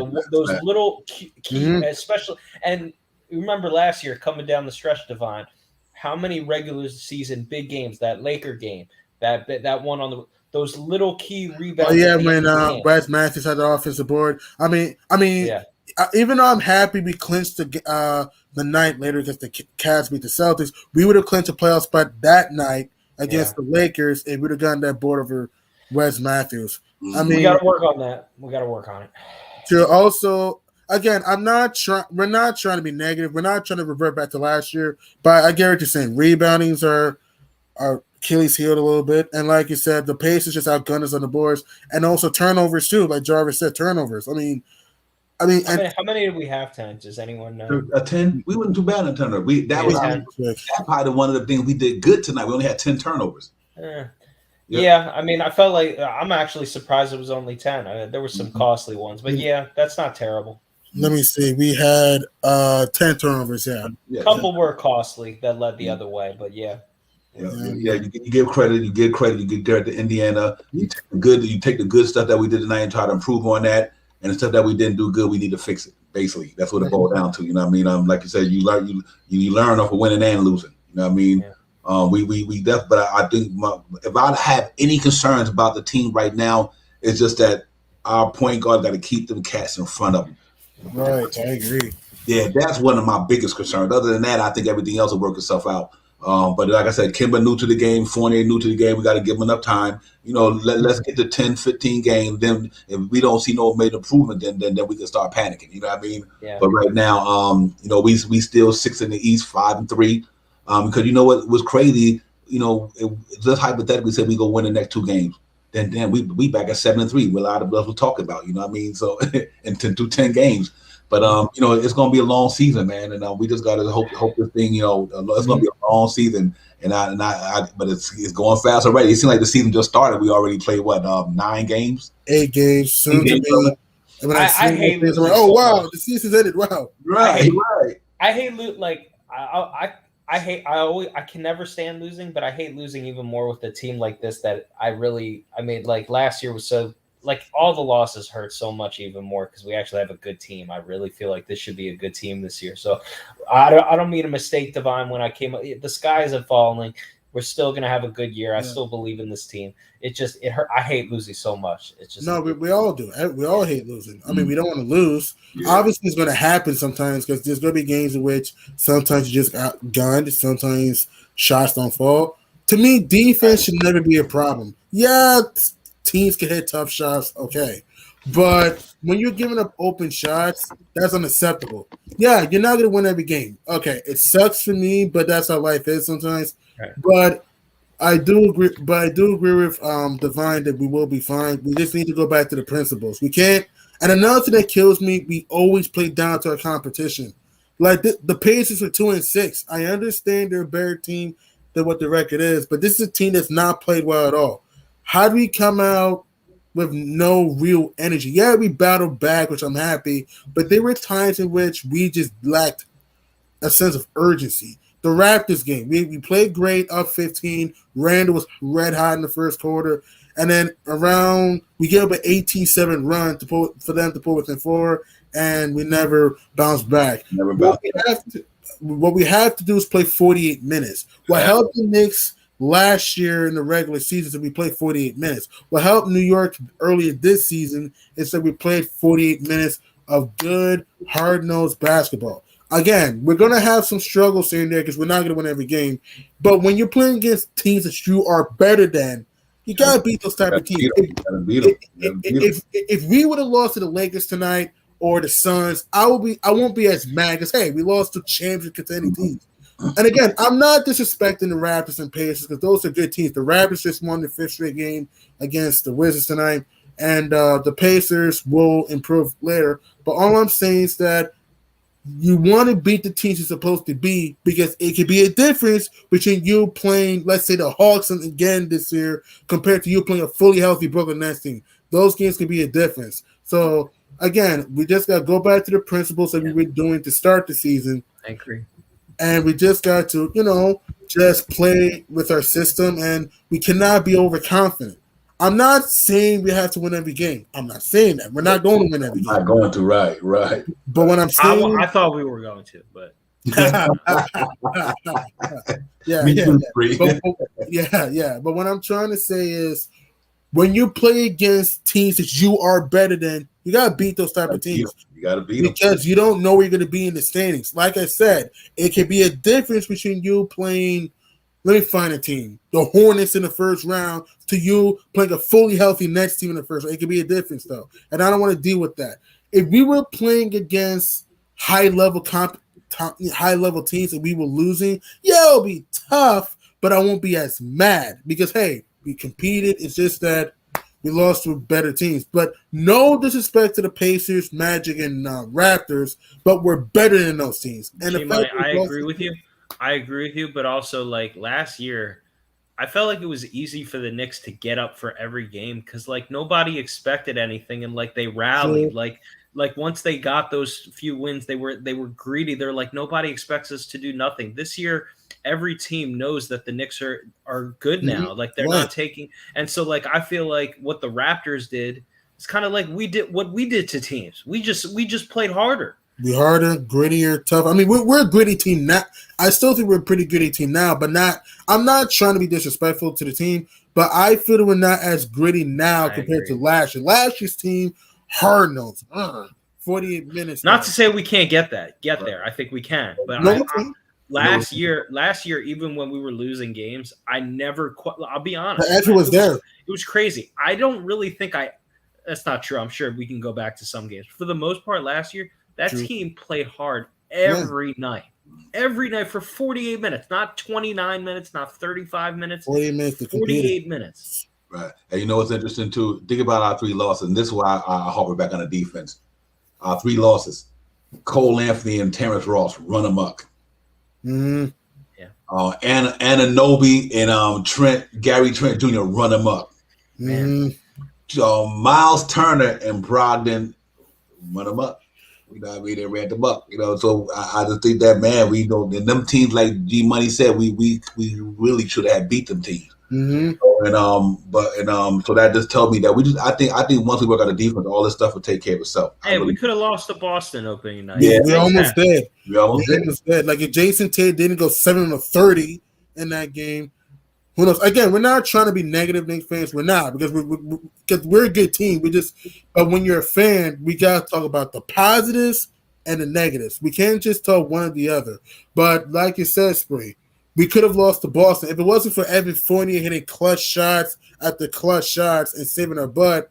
Jaylen Brown looked like Michael Jordan out there. Jaylen Brown. That game got so weird that Mike Breen said a double bang against a Knicks opponent. Think about that. When was the last time you hear Mike Breen say bang for a Knicks opponent at the Garden? When was the last time? I've never seen Jaylen Brown's a good player, very nice player, but I want him on the Knicks, bro. I've been one. He's a great player. I just literally couldn't miss. It was ridiculous. Yeah, he had. You know, and that's everybody who comes to the Garden, man. Who don't want to mess with Garden?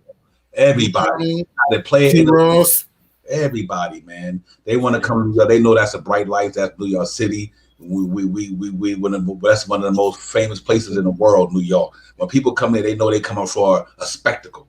Yeah, but Divine, that 3-ball from like half court that Jaylen Brown hit. That was good defense. That was good, but sometimes you gotta live with that. That was a tough shot, but hey, he was on the fire. I mean, come on. Like I understand, like you want to show out in New York, but you got to really make that one. Come on. I was at the game and it was crazy, bro. You were at the game? Man, were you nervous throughout the whole game? Were you nervous a little bit? I wasn't nervous, but it was just so electrifying in there. Did it feel like a playoff game? Oh yes, indeed. It did. Imagine we see them in the playoffs. I'm so imagine New York. That's awesome. Imagine New York and Boston would have met each other in the playoffs. I don't know if we'll go to double overtime like that, but that would be a lot of fun games if New York and Boston would face off in the playoffs because both teams play hard. Both teams play hard, though. I mean, I know Boston's been disappointing so far, but they play hard. Yep. And us, we play hard too, and we're gritty. My only thing with the Knicks is what helped us to start the season was trust. We were trusting one another. Everyone's doing their part. Everybody was contributing. Right now, it feels to me that RJ Barrett, look, he stepped up. RJ's improved this game. Randall, I'm not saying he's been trashed the past game. I'm not saying that, but he's kind of been a little inconsistent compared to when he started off early in the season. That's true. Mitch is going to get what he can. Mitch will try his best. Noel just came back. Taj is going to give his best. Obi's going to give his best. Fournier comes and goes sometimes. Kemba, he's going to adjust, comes and goes. What I need is also the bench. I need Quigley to step the heck up. I need to step up, man. Quickly now Burks got to make it happen, bro. I had to step up. I understand.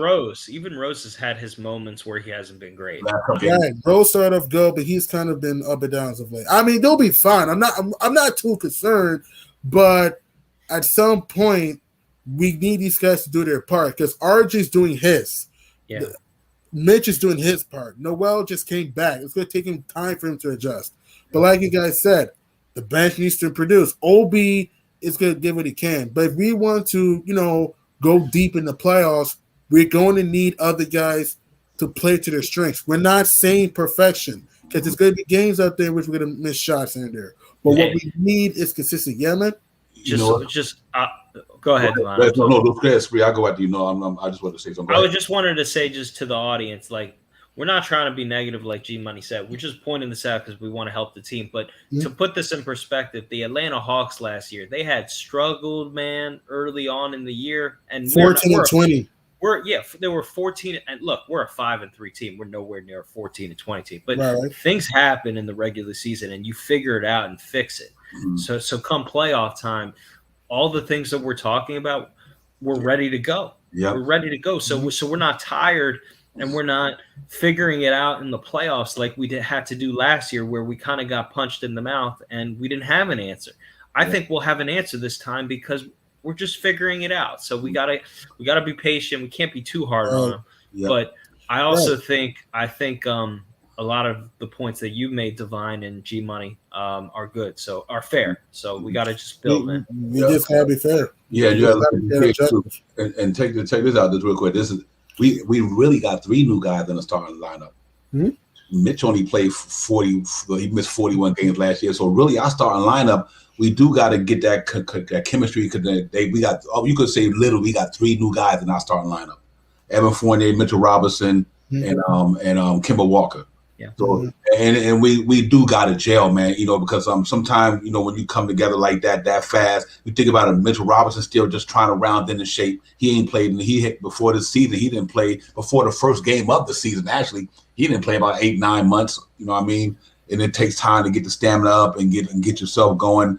Kemba Walker, he played after the 43 games last year after the playoffs. He just got back into playing in the game shape and getting into it. And people got to remember, Evan Fournier was out in the playoffs last year with Boston and all that because of COVID.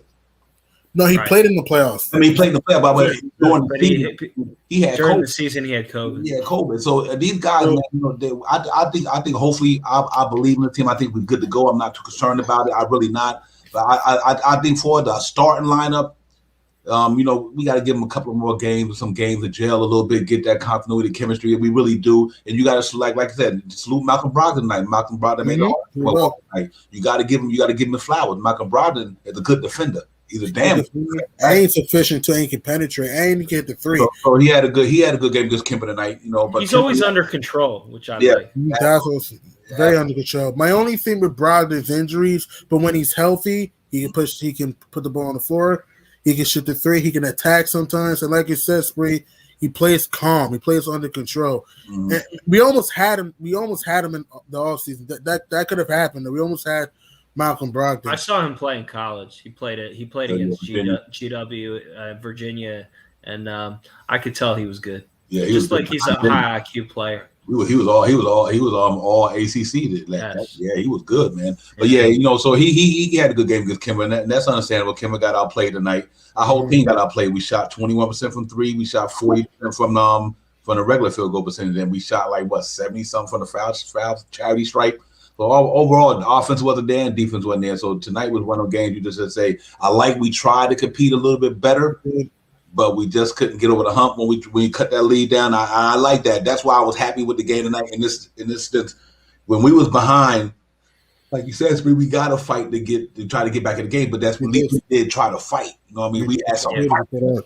No, we did. Yeah. We had some fighters. So I agree with you that playing from behind makes you want to play harder, but we shouldn't have to get behind to play hard neither. That's a good point. We played in spurts. We had good moments where we fought back, but it's not. You got to do it more consistent. And the one thing to your point, Divine, about chemistry, totally agree with you. I consider it 3 new starters, and one of the things that I could really tell tonight, I felt like the timing with Mitch was not good on offense. I felt he didn't get involved. One shot the whole game.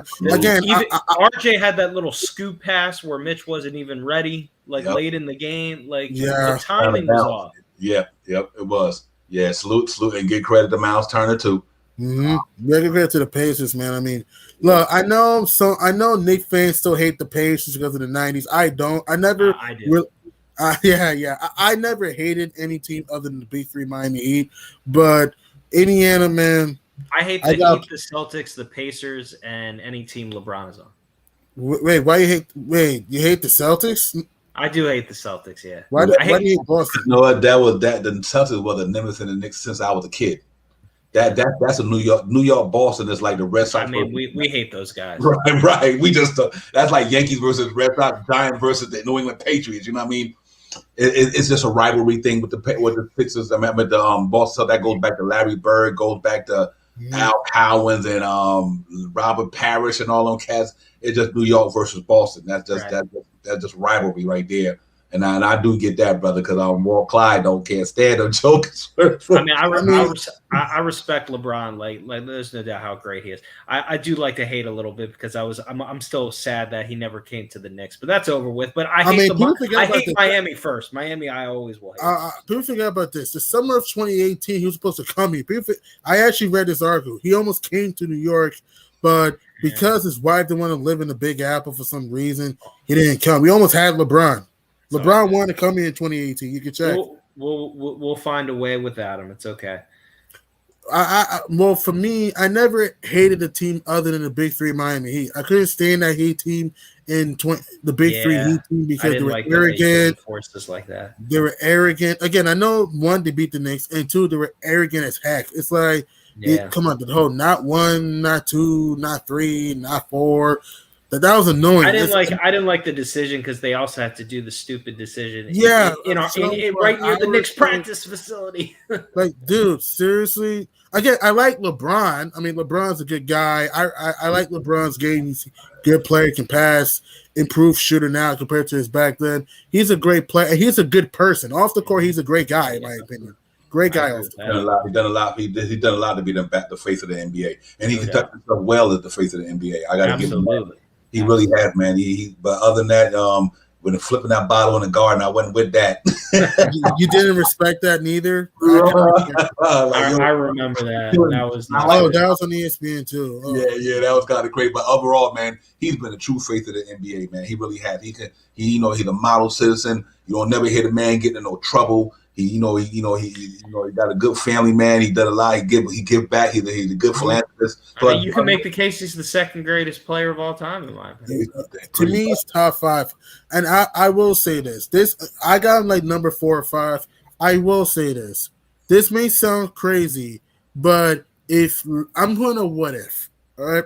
Let's say Kyrie, just a hypothetical. Let's say Kyrie comes back this year, say the Lakers beat the Nets in the finals. LeBron would be the GOAT for me if that were to happen, though.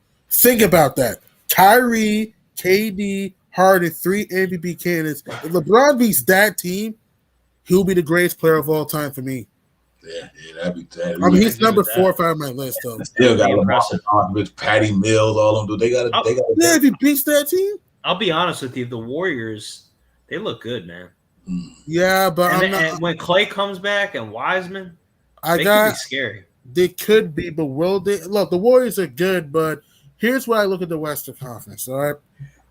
Here's the thing. Steph Curry's going to be Steph Curry, but we don't know how Klay Thompson's going to look. He hasn't played in 2 years.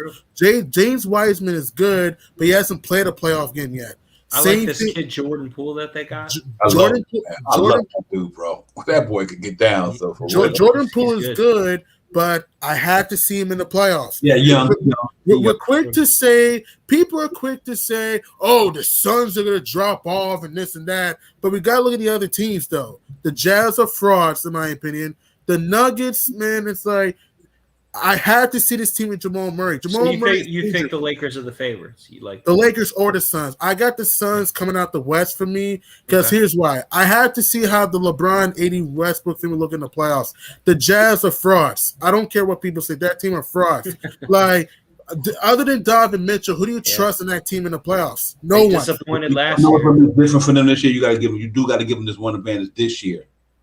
That would have made a difference than Mike Conley when it went down in the playoffs. I'm not using that as an excuse. I'm not using that as an excuse, but when you're taking a high caliber all-star player like that up there, it makes a difference. Yeah. I don't care. Yeah, but you take Julius Randle off the Knicks.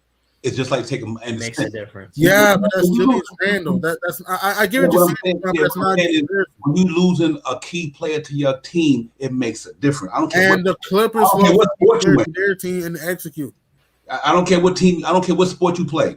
You lose one of your primary players, your team is not going to be good, better, or good. But they had a 2-0 lead without Mike Conley is good, but they still had a 2-0 lead without him. True. That's what I'm saying. That because you know what, Mike Conley is a good defender. He's a veteran who could have made a difference on that court mentally. He could say, "Okay, Donovan Mitchell, I know you do. I need you to slow this down." That man is an experienced, been in the NBA. Conley would have helped him. Yes, he's he's good. I'm not denying that. I'm not saying he's trash. I don't want to go. I don't want to debate about this. I don't want to get into all that. I really don't, because we're gonna start debating about Conley. I'm not here to debate with nobody. I know, but my point. Conley could have made a difference in that, and and I think he's gonna make a difference this year. That's for real. But I don't believe. I mean, you can believe in the Jazz. I don't believe in the Jazz. Okay, there you go. There you go. I don't. The Jazz are frauds to me. I do think the Lakers is the team to beat. I think that. The Lakers are healthy. That team could win the championship. They're healthy. Team is deep, bro. That team is deep. They just need consistency. The Lakers still need to be consistent. Their offense is fine. Their defense has kind of been a little bit shaky. Yeah. Their offense is fine. They're gonna be great offensively. It's just that their defense needs to a few more. And here's the reason why I don't have the Suns high as you do. If Kawhi Leonard wouldn't have got hurt last year, Suns wasn't even in there. I don't know that. I can't prove that. I don't know that. Poor Jordan wheeled them boys to that thing by himself, bro. Yeah, but he didn't.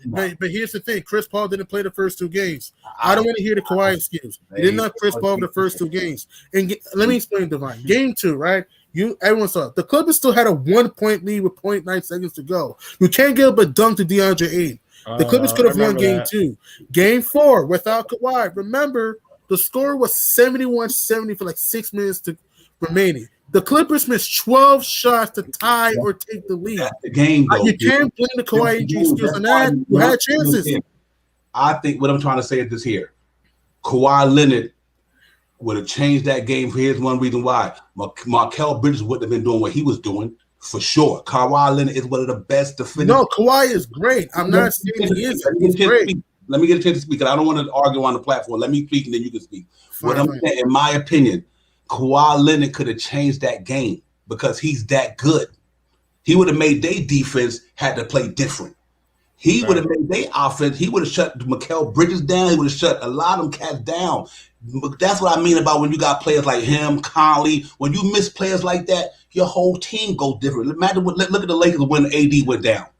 When you look like garbage on both sides of the ball. When AD went down, they lost to the Suns badly.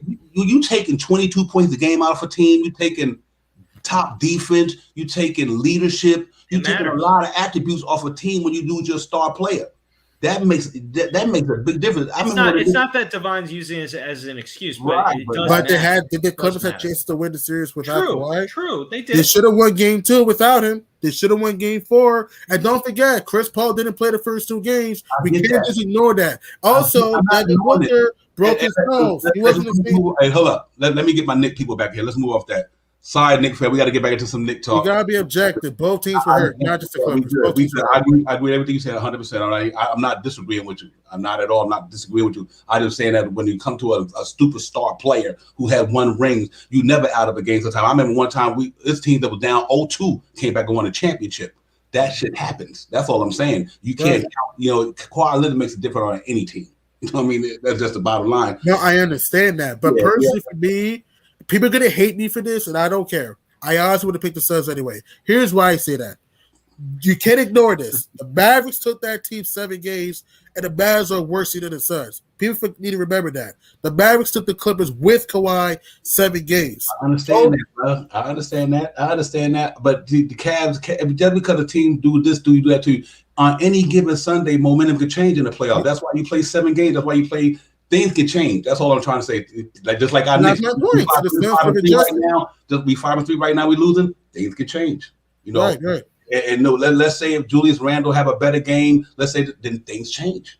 You know what I mean? Man, I wish we had Kawhi Leonard on. Yeah, what? Me too. If we had Kawhi, and let's say, I want to be funny, CP3 and Kawhi on this team, and let's say we vamp a bench a little bit or get a Miles Turner, this team can compete for the championship. Mm-hmm. And you know what? And eventually we will. I don't think this is the end all be all with the Knicks. This is where we start the season. I don't think we're going to be the final team that we go to that run with. We just had to bring in players that can at least keep us competitive to the trading deadline or after or the buyout. The Knicks is good because, like, I really believe that when the buyout market comes, they're going to be in that thing. You know what I mean? And it's going to be interesting. It's going to be interesting because Knicks in a good place. They got movable contracts. Who guaranteed Burke's going to be here? Who guaranteed quickly and any guy's going to be here? This is what we start this with. You know what I mean? But I guarantee you, Leon Rose is not resting on his laurels, bro. Do not fall in love with anybody. Right? I've learned that the hard way, man. Yep. I mean, guys get traded. Guys, at the end of the day, enjoy your team when they're on. When your players are on your team, but you can't fall in love, man, because when you fall in love, you realize they're playing for another team. It really is. Much I love every player we got. Only one dude right now that I would love. Let's say 2 at Randall, but other than RJ Barrett and Derrick Rose, because of leadership, his experience, guys like that, everybody movable. When I'm a Mitch fan, he movable. You know, we gonna. I don't think this is the end all be all. I really don't. I think this is what we're gonna start the season with, fellas. G Money. I think this is what we're going out the gate with. And if we get to the trading deadline, and the Knicks say, you know what, we can make a move because we think we can go further, then I think they make a move. Right. I think if they feel like, you know, we good with what we got, and I like this team. I just think we just haven't played enough basketball yet. You know, to really truly see where this team is truly really where they at. You know what I mean? Peace a lot wide. You know, salute to the chat, everybody, man. We got our course tonight, man, a little bait, but y'all know, salute to the chat. I want to get off my game. Boost Mobile, the Fishers, D Ross, everybody, man. Salute to you guys, man. It's one of them nights we just cutting it up, debating sports talk. Elton Lee, Nick P, everybody. Salute to all you guys, man. Real talk, man. Pardon me for not making sure that you guys are the part of this thing tonight. Y'all know that's how I get down. Y'all know that's what it is. you cats is the Knicks Real Talk. So I'm sorry about that, but salute to all you guys, man, in here tonight. We just kind of went off course a little bit because we talk about other NBA teams. Y'all know that's not how we do on this platform. We try to keep it civil and keep it respectful and respect each other's comments. That's how we get down here. So got a little off course tonight, but we good though, guys. It's all out of love up in here, man. We just debating basketball, basically. That's what it all boiled down to tonight. So, but Knicks lost tonight. You know, we just got to chop this one up and get back at it, man. You know, get back at it, get back on our grind. Try to get back to 6-3. It's gonna be tough, like G Money said, going down to Milwaukee. It's gonna be a tough game. We know 9-9 right now. We know we predict they might lose. I'm just gonna say I think we got a chance to make it happen.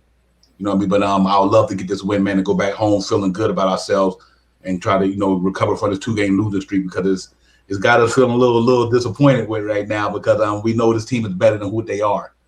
That we know this team better than what they are, man. And it's like we just got to tighten up a couple of things. G Money and Spree, we got to get that defense, them guards playing a little better defense. And then, like I said, the chemistry is kind of new. The new guys is here, and we'll work it out, man. We'll work it out. It'll get there. I'm not concerned about it too much, but we got to do it, guys, for real. Right. Anyway, it's always a pleasure coming on your show. I do have to bounce, man, but we definitely keep your head up. We'll be back Friday, and things can change quickly, but it's defense. We have to start with our defense, and I expect the Knicks. I don't know if we're going to win the game because I don't like doing that. You got to put in the work for me to say you're going to win the game. I do believe the Knicks are going to compete a lot harder. I agree with that. And so we'll see. But anyways, G Money, Divine, I'll talk to you soon. It's always good, man. It's always good. Absolutely. I was depressed tonight, so I needed this. So thank you. Yeah, we do, man. You know, like I said, when the Knicks lose, we got to come on here and support the team, and you know, like G Money said, you got to take the good with the bad. We can't be only when the Knicks is winning. That's like being a bandwagoner to me. You got to take the good with the bad tonight. We got to own up to it. But the good thing about it, us passionate Knicks fans, look, we all in the building. The chat is on fire. They up in here. We up in here. So that's what it's all about. You know what I mean? It's still early. I agree, otherwise. 5-24 from 3, we can't have that. You know what I mean? Like it was an offshoot night and a little lax on defense every now and then. But I think we get it together, man. I'm not even concerned, guys, to be honest with you. I just want to see us get better at what we do. And I think we got the right coach to make us get better. Whether he's that guy going to take it all the way down, we have to see about that. But you know what? One thing I can say, Tiz will not let us do this thing for too long. You know, he'll do what he got to do. You know, so far so good with Tibbs. First year, the Knicks coach 41-31 after coming off a 21-win season, got us to the playoff. He's been there 8 years. I'm not even worried about Tibbs. I'm not worried about the team either. You know what I mean? It's early. We 5-3. We 6 in the Eastern Conference now. So we just got to get back on our winning ways, man, and try to recover. And I think we will for sure. But Spree, thank you, brother. You know that door is always open to you, man. So anytime you come, thanks for opening those doors. I'm always in, even when I can't come on. You know, you see me in the chat. Let's just like be civilized, Jarvis, the Fishers, all you guys. This is where it's at, man. So support, hit the thumbs up, hit the like button for my boy Divine. Subscribe, tell all your friends, share, like, do all those good things because this is a good movement and Divine's a good man. So thank you very much. All right, Spree, my brother. Peace, man. Yeah, I have to go too. All right, thank you, man. Thank you for inviting me. Hopefully, we can compete Friday, see what happens Friday. And I think we'll beat Cleveland on Sunday, but we just got to compete with the defending champions and just give what we can. Yep. Hopefully, our offense can click a little bit more. If we could get some offense a little bit, at least a little bit, and try to keep us in the game a little bit, maybe our defense pick it up. You know, if we close, we got a chance to pull it off. If not, if Giannis don't run them up, then it's over. But you know what? Yeah, we hope that it'd be kind of close. You know, G Money, if it's kind of close, maybe we might get a break here or there. You know what I mean? That's the only way. Other than that, then you know we can kind of look forward to the L. But we're gonna try to hopefully we can pull it out, man. But thank you for coming on, my brother. You know the door is always open to you. You already know. You know what I mean? I appreciate your intellect, brother, all the time, man. And great mind thinking like that's why we debate like we do, because we passionate, good fans, and we know we all wise guys up in here. We love to speak in sports, man. So it's never personal. It's all love. You know that. You know that's the real. You know what I mean? So thank you, my brother, man. I appreciate you coming on, holding me down tonight. Real talk. You're welcome, man. See you later. All right, bro. Yo, salute the chat, man. Everybody, and we just got to get back on our grind, guys. Hold this thing down, man. Try to get back to some winning ways. I'm optimistic that we can make this thing happen. I'm really optimistic that we got a good shot to go in there and beat Milwaukee. I mean, we just got to go in there and play our game. I think if we come play our game to the fullest, we can beat anybody. So we got to go in there and fight and scrap hard, man. And maybe we can turn this thing around. I'm gonna stay optimistic about it. It's early in the season. Like I said, we just had 2 losses in a row, and it can humble you in a sense. It can humble you. What don't make you weak, make you stronger. You know what I mean? And that we could do that. And my man Jarvis in the building. Jarvis, my brother. Salute. Salute, Divine. What's going on, my brother? How you feeling, man? You feeling better? I am starting to feel a whole lot better, man. I really do appreciate the support from everybody, guys. Shout out to my guys in the chat. I tell you what, I enjoyed this. I enjoyed this show tonight. I enjoyed everything about what happened tonight. I don't whether it was differences, opinions, or not. It didn't even matter to me. I enjoyed everything.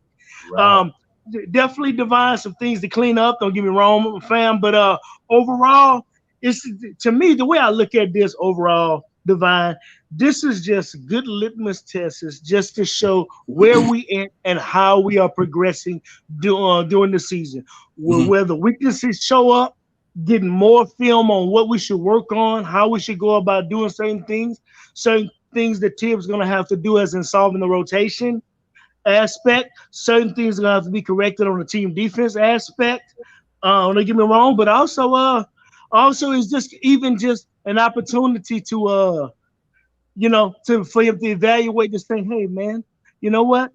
I still want to stick to my mantra as a defensive coach. Maybe coming up soon in this situation, I'm going to try to give Grimes and McBride a little burn in this situation. I see my guys taking a step back just for a pick-me-up where they can resettle, refocus. And sometimes for certain players, hate to say it, but it's necessary. Some things is just basically sending a message that when you come on this court, there's certain things you're going to have to do to perform. If one thing that you do that you're supposed to do well is not going for you, you have to do other things. And one thing that I'm looking at, Divine, is concerning the IQ situation. I think IQ is in an overthinking situation with him.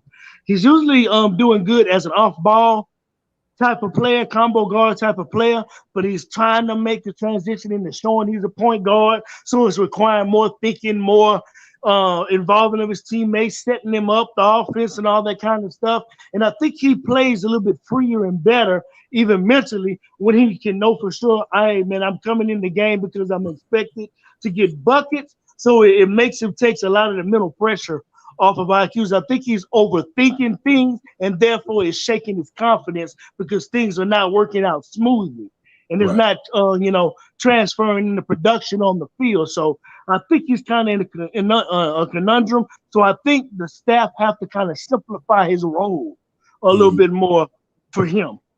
And then if not, hey, man, look, let him reset.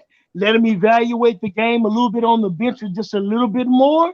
And then try him again later. But it's time to try that young man Grimes. It's time to try Big Bride. It's time to try that. If we the Big 15, let's be the Big 15. Facts. If we're going to be it. But we know Tibbs like to stick to a strict rotation, but don't underestimate his pride on the defensive end. That's right. Because at some point, you're going to have to play some kind of defense for Tibbs to kind of stay on the floor. So if you're not getting it together, you can't not be hitting shots and the defense lacking at the same time. Can't have both. But overall, Divine, I think it's just a litmus test just to kind of show where we're at. I still think we're going to need 15, 20 games to even really see where we're really at as a team. Anyways, the projections are just based on certain things that we think this team is capable of being able to do within this 10-game stretch. So we can basically throw 8-2 out the window, but 7-3 is not out of the realm of possibility, and it's a possibility 6-4 could be in play too if certain issues continue in this 10-game stretch without it being corrected. But overall, I'm not. I like my guy in the chat said, man, don't get too high, so you don't have to get too low. That's right. Don't get too high, don't get too low, man. Stay even kill. Yeah, I agree with you, man. Stay even kill, clean up a little bit of stuff that we know we doing wrong. Yeah. It's early, man. It's 8 games. I mean, but this is the passion in us. You know what I mean? You know, we passionate fans, and when we lose, we ain't trying to hear. We want to go 82-0. Real talk. We want to go 82-0. You know what I mean? But I try to take the good and the bad with it. You know what I mean? You take the good stuff that I seen tonight, and you work on the bad stuff. You know, the stuff that didn't go well. We competed more better than I thought we did. You know, I did say we competed better tonight. You know, it just at the 21% from 3, like I said, and 40%. That ain't gonna get it. That ain't gonna get it. So we just had a bad shooting night, and when we competed though, because we tried to get that game every time we got down to 4-2, whatever. Right. But we just couldn't hit this timely shots because our offense wasn't rolling. And but you know, and at the same time, our defense, because our offense wasn't rolling, our defense played porous, I guess. You know what I mean? And but I think we get it together. I'm not concerned, man. I think we go down there on Friday. I think we go hard Friday. I think we go hard Friday, whether we win or not. I'm gonna hope we do it. I know we can win that game. I don't care if they the defending chance or not. They could lose the game like anybody else. You know what I mean? But we do got to go down there Friday. Jarvis, let's play it all on the line. This could be a good win for us, man. Believe it or not, because there's nothing like getting a win, getting off the shot, and like you lose, and then you get something to get that memory, get that out your memory. So that would be a good test for us. We can win that, then come back to the Garden Sunday, and not Cleveland. Then that you go. That go out 7-3. I mean, so this would definitely be a good mental test for us, Divine, mentally after these the way we played the last 2 games. But one good positive that I do to see, because I don't want to make it seem like everything was negative, though we did have some negative connotations in this game.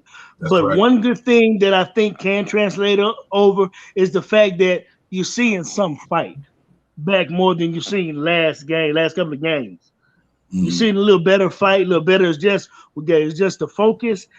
Intensity has to pick up, and we did show a little bit better fight and stuff. So I think that effort translating into the next game could possibly serve us well. Just to make sure we don't go back to turning the ball over a lot, rebounding. Show if we just show the effort and the ball movement, as long as we're taking good shots, I can live with the results. As long as we're not playing sloppy ball, But yeah, I think we I think next game we can stop the slide. Yeah, I think we can stop this 2-game losing streak, and I believe we can get a win next game. And then, like I said, also the Milwaukee game is what I'm looking forward to, because I want to see how that game changes the narrative for us going forward, whether it be a loss or whether it be a win. If it is a loss, I want to see how we lose. If it is a win, I want to see how we win. Yeah, so those are going to be determining factors in seeing whether or not what happens and what kind of team we'll be going forward. But I am so glad all this stuff is happening now, Define. Be honest with you. Please let it happen now. At least you got an opportunity to evaluate, seeing what needs to be done to help improve the team. And look, I don't want to get too much into any kind of trade talks. So at least if that's going to happen, Divine, they need to save that to at least by Christmas time or by the trade deadline time. And then if they want to look at something, or they have something that they see can make the team a better team, then okay, I'm all for it. But as of now, it's not really the time to overreact with that. Mm-hmm. Yeah, absolutely. Yeah, it's too early, man. It's way too early. Yeah. And know what? Just like you win, you lose. So we won some in a row. We're gonna lose some. That's the nature of business. It's peaks and valleys to the stuff. You know what I mean? But I do think we're in a good spot. I'm not concerned about this team by no means. I'm not. I just want to see it clean up some of the stuff we need to clean up, and that's anywhere. You know what I mean? Any team, you got to get some things you're not doing good. You got to correct the mistakes and get it right. You know what I mean? And that's anything. That's any walk of life. If you ain't doing good at school, you better get them grades together.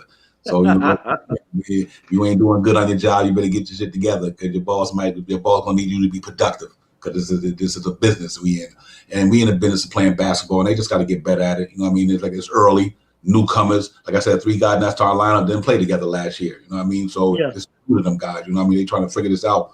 But I'm good though. I'm not concerned one bit at all my model I still believe we're gonna do because the Knicks gonna eventually catch fire and go on a run. You know what I mean? Just like we lost a couple of games, but I think we're gonna catch fire pretty soon. We're gonna go on a couple of runs. I mean that's what the NBA is. It's about a game of runs. You know what I mean? When you get hot at a certain time, and the East is pretty competitive this year. But we good though. I'm not sweating it myself. But we got to talk about it because it's part of the game. You know what I mean? Right. I'm glad we got true Knicks fans like we got here, that no matter win or lose, we on here talking about it. What we need to do to get better. Indeed. While we lost, we could be upset, but nothing wrong being feeling some type of way tonight because we lost the game. And we want to win the game. I mean, up to me, I wish we can go 82-0. And every time you ask me, I don't care who we playing, if the Knicks gonna win tonight, they got a chance. I'm gonna say yeah. They lose, I eat crow later. But I'm never gonna say we're gonna lose a game. I don't even say that about myself or anybody anything I do. I'm not going in no situation saying that I'm defeated already. I don't do that, and I don't think the Knicks should do that. I don't care if you want to play Brooklyn. I ain't going there and say I'm not gonna say I'm gonna lose to Brooklyn. I'm saying I'm gonna try to beat them jokers and be competitive. But I don't think hopefully they don't have that mentality where they think they're gonna go in the game and lose. And I don't think they think like that. So. I don't think they think like that easy, and if they are, then the game is already lost before they even get on the court. That's right. So you have to go in there, with the mindset that we're going to compete, we're going to do this together as a team, we're going to trust one another, and just making sure that we have game plan and studied our opponent and coming in with a plan of what we want to do, and then in some cases you got to have a plan B and plan C at times, even in the game and stuff like that. So you just don't want to get to the point to where it's all plan A, and then it's up to us if we execute it. We win or lose, and we're gonna die by plan A with no plan B. You just don't want to be in those type of situations, especially as a coaching staff either. Right. But yeah, Divine, I'm not overly. There's some certain things that is a slight concern that you have to fix, but it's nothing to where I'm so down in the dumps about to where my opinion of this team has changed. It ain't that time yet, in my opinion, concerning me. I may evaluate that more before the All-Star break or slightly after the All-Star break and just see where we at. But other than that, man, I'm not all that worried because I know the capabilities and the potential is still there. We just have to find a way to put everything together. The mental got to catch up with the physical, and then when the physical is there and the mental is lacking, then the physical got to catch up with the mental. So it's just the good thing about it is we have not played real good basketball yet, and still 5-3. We have not put it together in all phases yet, so where everything is clicking. Some games it was like, okay, man, we did a pretty decent on the defensive end, and that kind of was a deciding factor. Other times it was, man, our offense was able to pull us through. And then other times we kind of was showing a little grittiness, a little grind, to us. And but putting it all together is another thing. So once we can do that, then we'll see. Then we'll have arrived, and we'll really be the team that we projected can be, and we'll see how we do putting that together.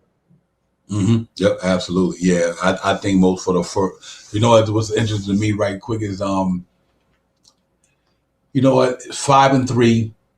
Coming out the gate, not playing good like you said. See, if you think about it, no Quickly playing good right now. No Alex Burks playing. He played better tonight. They've just been inconsistent. Right, been inconsistent. Just getting Noel back. Mitch just trying to find his stamina and all that stuff.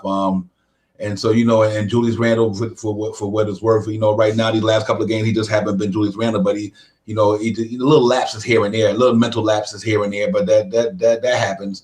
But for the most part, we in these games. It's not like we getting blown out. We might wind up losing about 10 or 13 because we just at the end of the game, whatever, but it's not like teams coming there blowing us out. Even like tonight, we stayed in that game, competed all night long, but it's just like every time we got to where we wanted to go, they made a little run. Yeah. But I do like the effort tonight was better than the last couple of games. I know that much. Right. And even against that game against Toronto, and we did have a chance to get in there, because the Quickly 3-point shot was off, and a couple of other things went awry. But we still almost had a chance to get in that game. So one thing I am happy about, we not getting blowed out. It'd be different if we getting blowed out. You know what I mean? Then I got a problem. But, we staying competitive as much as we can with what we got. And, we in these games.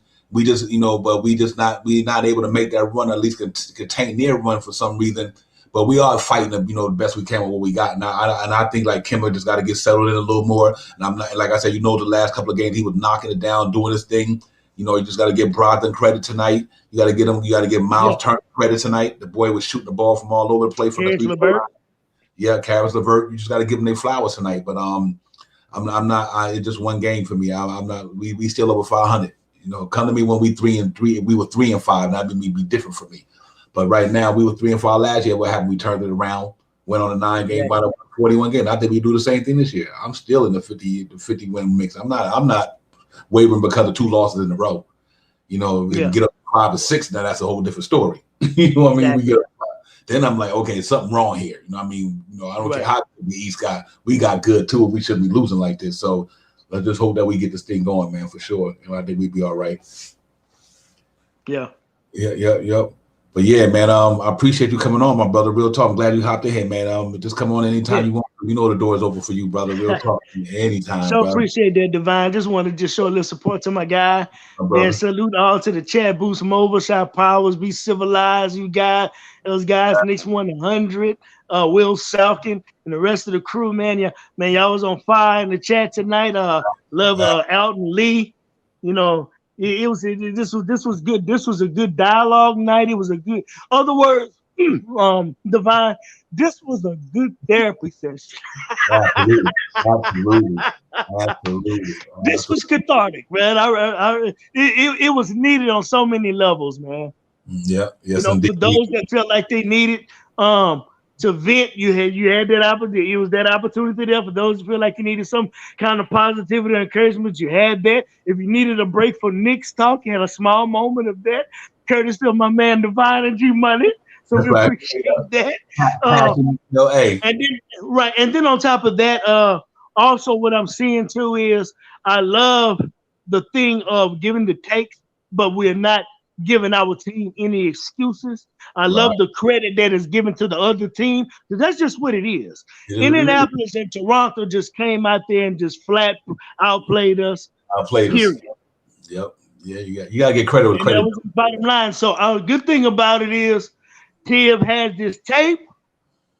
He needs to be, let's sit down. It's going to be tape day. Mm-hmm. See this right here and that right here? I want to hear from my players. Mm-hmm. Julius Randle, with this performance and the way that you were playing when it comes to this on the offensive end or whatever, where was your mindset at? Where were you at? How were you feeling? Mm-hmm. What was it about how you were feeling that translated to how you played in this game?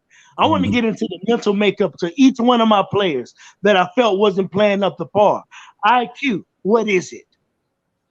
Mm-hmm. Burks, what is it? Mm-hmm. Yep. Evan Fournier, what's going on? I know your ability can translate, but I did see some inconsistencies at times. What is it? Yep. See, I want to make this about the players. And you know what? It's time for them players to have some meetings too amongst themselves. Exactly. Not just only going into the gym after make it productive all the way around. Mm-hmm. Talking what you expect from each other on the court, and don't be afraid to talk to Randall. Right. With y'all, but keep it respectful, but with the mindset that we coming to revolve and see how we can support each other to help each other, play to the best of our abilities on the court, so this can translate into wins for us. Mm-hmm. What do you want from me? What you expected? What are you seeing that I need to do better? Each player need to ask one another that question.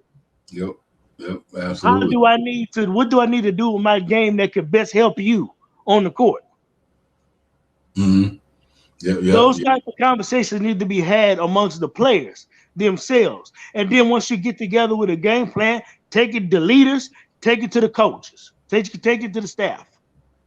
And compare with their assessments with yours. And that's how you start. You start working on a plan and work for each individual player for the sum of parts to the whole. Mm-hmm. And before you know it, that puzzle is going to start fitting together even better. And before you know it, man, people are gonna be start saying, man, I was looking at this as a weakness, but man, look like they done corrected this and fixed this, and that's how it starts. Yep. So I said all that to say this, Divine. There are positives. We are not even a finished product, guys. And at this point in the season, we are ahead of schedule than what we were last year. Yep. Now there is a little something maybe that I maybe wish would have translated a little bit more within the games we're playing. That consistent grit, that consistent high intensity and make you work aspect that we brought last year to where we made it hard on teams, night in and night out. I wish we had a little bit more in that, but overall, I'm not too down about where we at. Not at all. You know, and for me, it's like even with the guard situation, you know, we also got to understand Kimba could be playing some type of way too, because he that knee could be in the back of his mind sometime. Man, I make one wrong move. I make one wrong move on defense, twist that thing the wrong way. You know, I'm out. So I can understand why Kimba might be a little lackadaisical on the defense. He probably got to try to make sure that I don't want to mess his knee up. You know, I want to try to be in here for the long haul, because to me, it's not about now, it's about the long haul. I'd rather have Kemba Walker down there toward the playoffs than just, you know, or in the season. So I can understand why he might be lacking a little bit on defense, because, you know, his movement might be a certain type of way. He don't want to overreact or you know, mess around and mess that knee up. Then what? You know what I mean? So I get it. I do. And you know, the good thing about it, we playing in Milwaukee. We ain't got to travel far from Indiana to Milwaukee is nothing. You know what I mean? So then, like, we got to go fly across the country or fly across the 4 or 5 states. Indiana's right there by Wisconsin, pretty much. So that's not bad. You know what I mean? And you know, I think we can just get on that plane tonight, get there, you know, get there and get some good rest and talk about it in the morning. Get up, like you said, get the film study going or going in the arena and shoot around and work on some things. But I do think we play with ball Friday. That's one thing I know Tibbs are having ready. Regardless of what the results would be, I know Tibbs are having ready. I do know that much, you know what I mean. So we just got to hope it translates on the court. I'm really in my spirit thinking that we might go in there and win this game. I really feel like that. Not just saying it because we lost, because I'm a optimistic person. No, I really feel that this team is good enough to bounce back to win that game. I really think they can do that.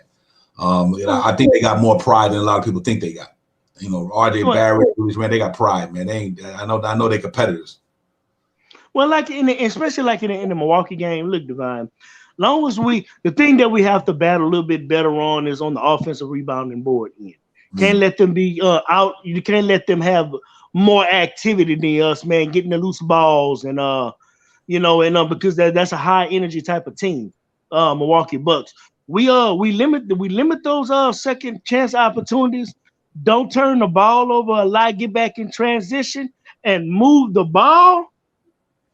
Oh my! It's a great chance we got a good possibility to win this game in Milwaukee. Easier said than done, but not out of the realm of possibility.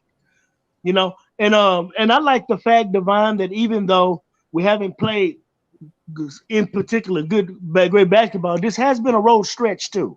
Mm-hmm. Now I don't. Now, only thing that I didn't like about the other loss was the fact that it was in Madison Square Garden. Right. Because we got to protect that home court better than what we did the other game. But that's another story. But if we do those things, we'll be in it in that Milwaukee game. The bottom line is, we keep this game close, we got a chance to pull that game out. Yep, absolutely. I think so too. I really do. We do got a good chance to keep it close compared. Because you know what? I think out of negative, you can get a positive. You know what I mean? And I really do think that you know what? Maybe we were just feeling ourselves, man. We were 4-1. We on ESPN. We on national TV. We beat the Sixers. We beat Boston. We beat Chicago. Maybe we were feeling ourselves. You know what I mean? We think that we thought that now, but now that we done beat them, we took our foot off the gas. Okay, we gonna go in this game. Yeah, we good. We beat them. We could beat them, and it don't work that way. You know what I mean? And that could be just overhyping yourselves to a degree.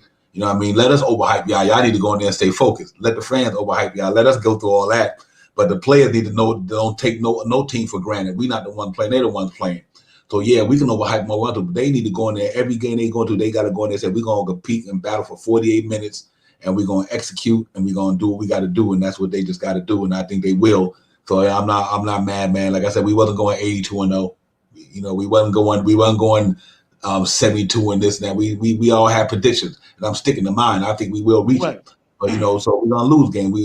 I had to lose them to 30 games. So you know, it is. So we're gonna have nights like this. It's gonna be many. For me, it's gonna be 30 nights like this. That's what I predicted. So I predicted 32 nights like this. Right. Because basically my realm was in I was looking at pretty much in the range of 48 to 52. So whenever I do that type of range, I always pick in the middle, which would have put me at 50 games. Right. So, but yeah, Divine, I hear you on that, my guy. On that, you know, and then on top of that, too, when it's going to come to playing these teams, the thing that I think also have been a trend that I'm seeing with our team this year is we're also playing either up or down to the competition. Oh, yeah, that's what's killing me right there. On the teams that we should beat, you would figure we should beat. It's like we're struggling more in that situation than the teams that look like we should lose against. Yep. But overall, the thing that needs to happen consistently is bring your hard hat, bring your lunch pail. Facts. That shouldn't change. I don't care what team you come in. And this, if you notice, before the Toronto game, I was on the show before the Toronto game, and I was I think it was the pregame show, the pre-show that we did, and I was saying that Toronto game was going to be a test to see if we've really learned from that Orlando Magic loss. And it still seemed like these guys are, once they get those leads, they take their foot off the gas, take it for granted, because we believe in their offense. Our offense kind of high powered, that we should be able to just cruise to these victories, and not so. And teams are just straight up keep grinding it out, keep playing, keep chipping away.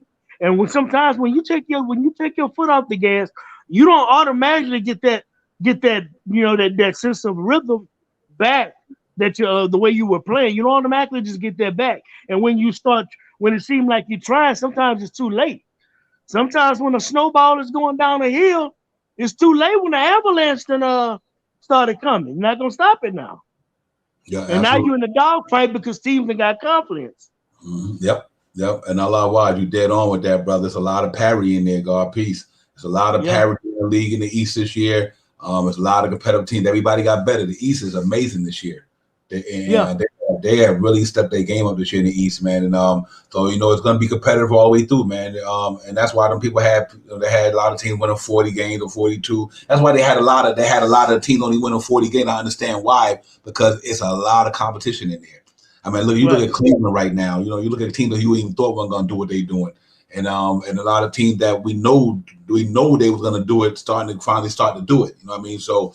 But we right there. I mean, like I said, the East got better. We got better. We just got to go in there and, like you said, bring our hard hat, our lunch pails, bring that New York City gritty committee, get back to what we did. And that was I gave the Knicks last year. And Knicks will talk the New York City gritty committee, that name for a reason, because last year we was gritty. We played by committee. We was gritty. We was punching cats in the mouth. We wasn't having it.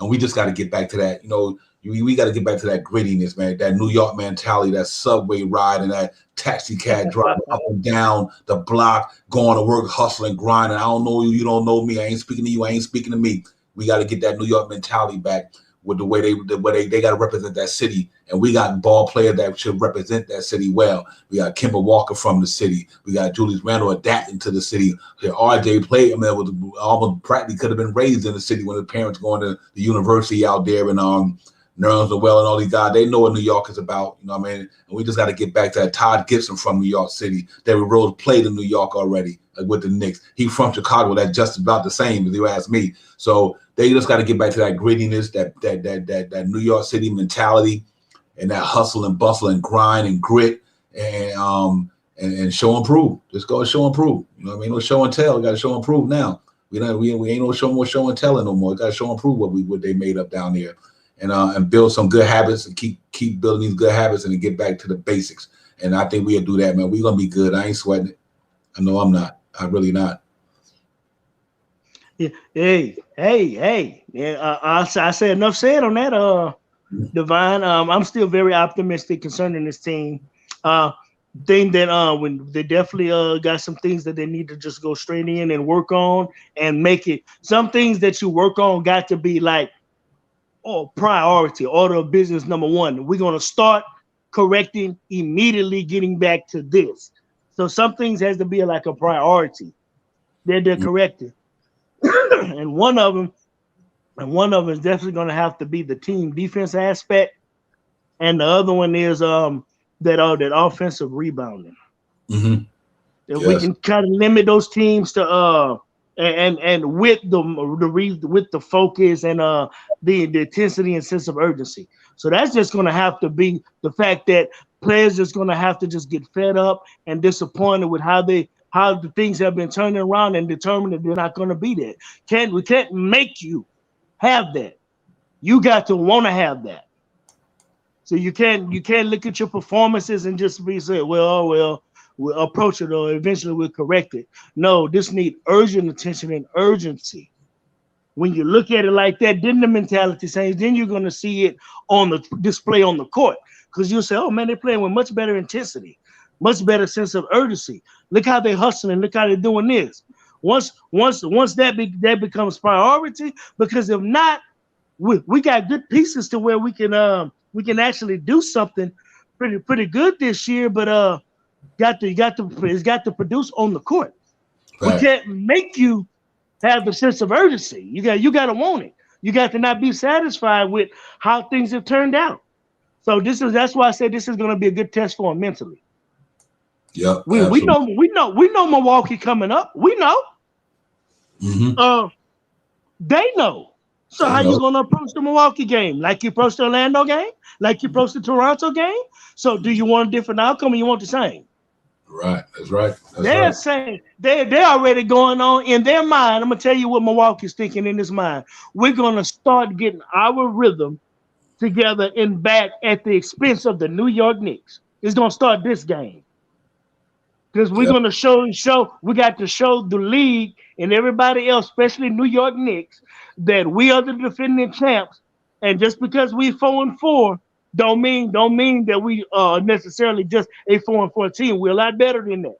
So at the Knicks' expense, we're going to show, man, the type of championship pedigree that we have. New York Knicks got to go into the same mindset is, yeah, we know you Milwaukee. We know you just won the championship. But we're going to show at your expense that we're here and we're coming. And you better not overlook us, because if you do, we're going to take this game from you. We know you ain't going to give it to us. We're going to take it. That has to be their mindset going into this game. Yeah, absolutely. Good one, Elton Lee. Yeah, absolutely, man. Your guys in the chat is on fire, man. Be civilized, wide, Elton Lee, all you got, Boost Mobile, man. The streets are buzzing. Y'all really got it going on in there, man. That's where it's at, man. That's the chat for you, man. They keep it popping. And we got my man Amani, the great Minneapolis. Salute to you, Amani. Thank you for chiming in, my brother. We appreciate you for coming in here, man, with us, getting it popping. And salute to my man Crow, came in today. Crow Noor, appreciate you as well for coming in, man. Nick Real Talk, we ain't here tonight. No, it's a loss, but it's like I said, it's a loss, but it's gonna be a win in the sense that we're gonna be able to learn off of what we did tonight, and we're gonna have to. I think that's a good thing. So sometimes you learn off of losing. You know what I mean? You learn not to lose again the way you lost today. You know what I mean? Hopefully, I do think we come in there with a better shooting percentage against Milwaukee Friday. I really do believe that. I don't think we're gonna shoot like we shot tonight. I think that changes, and I think if we can get back to just being New York, man, just getting back to what we do, being a New York Knicks, you know what I mean? And I think we'd be fine. Sometimes, like you said, Jarvis, it's better to lose now than lose later. You know what I mean? But we still 5-3 and we still in 6th in the East right now, so we down in our division to number 3, 4 between us and Brooklyn, but that's all right. Because we are everybody one win away. Now, if Philadelphia lose one game, then we win one game, we all be first place. So it's all good, man. But I'm excited, man. I have no worries. I don't. When not what Tibbs at the helm, and even people like Tibbs got to learn on the fly and get better too. He might have to change his ways up every now and then to get this team winning. But he did one thing that I did like. He had he had Randall on the floor when RJ was out for a minute. Yeah. And I liked it that he had one of them guys in there at that time that maybe 2 or 3 minutes later that Obi came in or whatever. But, you know, you got to keep one of them guys on the floor, too. You can't have Randall and RJ sitting down at the same time. I think you got to have one of them guys on the floor. So maybe if you substitute one earlier than the other or whatever the case may be, and but I think you do need to do that. I just felt bad for Obi tonight. I thought Obi was playing good basketball tonight. Yeah.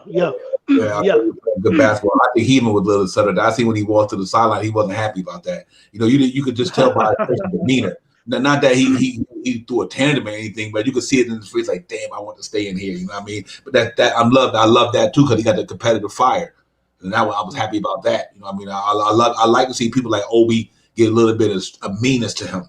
You know what I mean? Because you know, we got a bunch of New York bred boys down there playing basketball, man. I say that because the New York Knicks is a New York City team, and you got 3 or 4 guys from that. I was happy to see Obi get that little edge with him tonight when he was going out.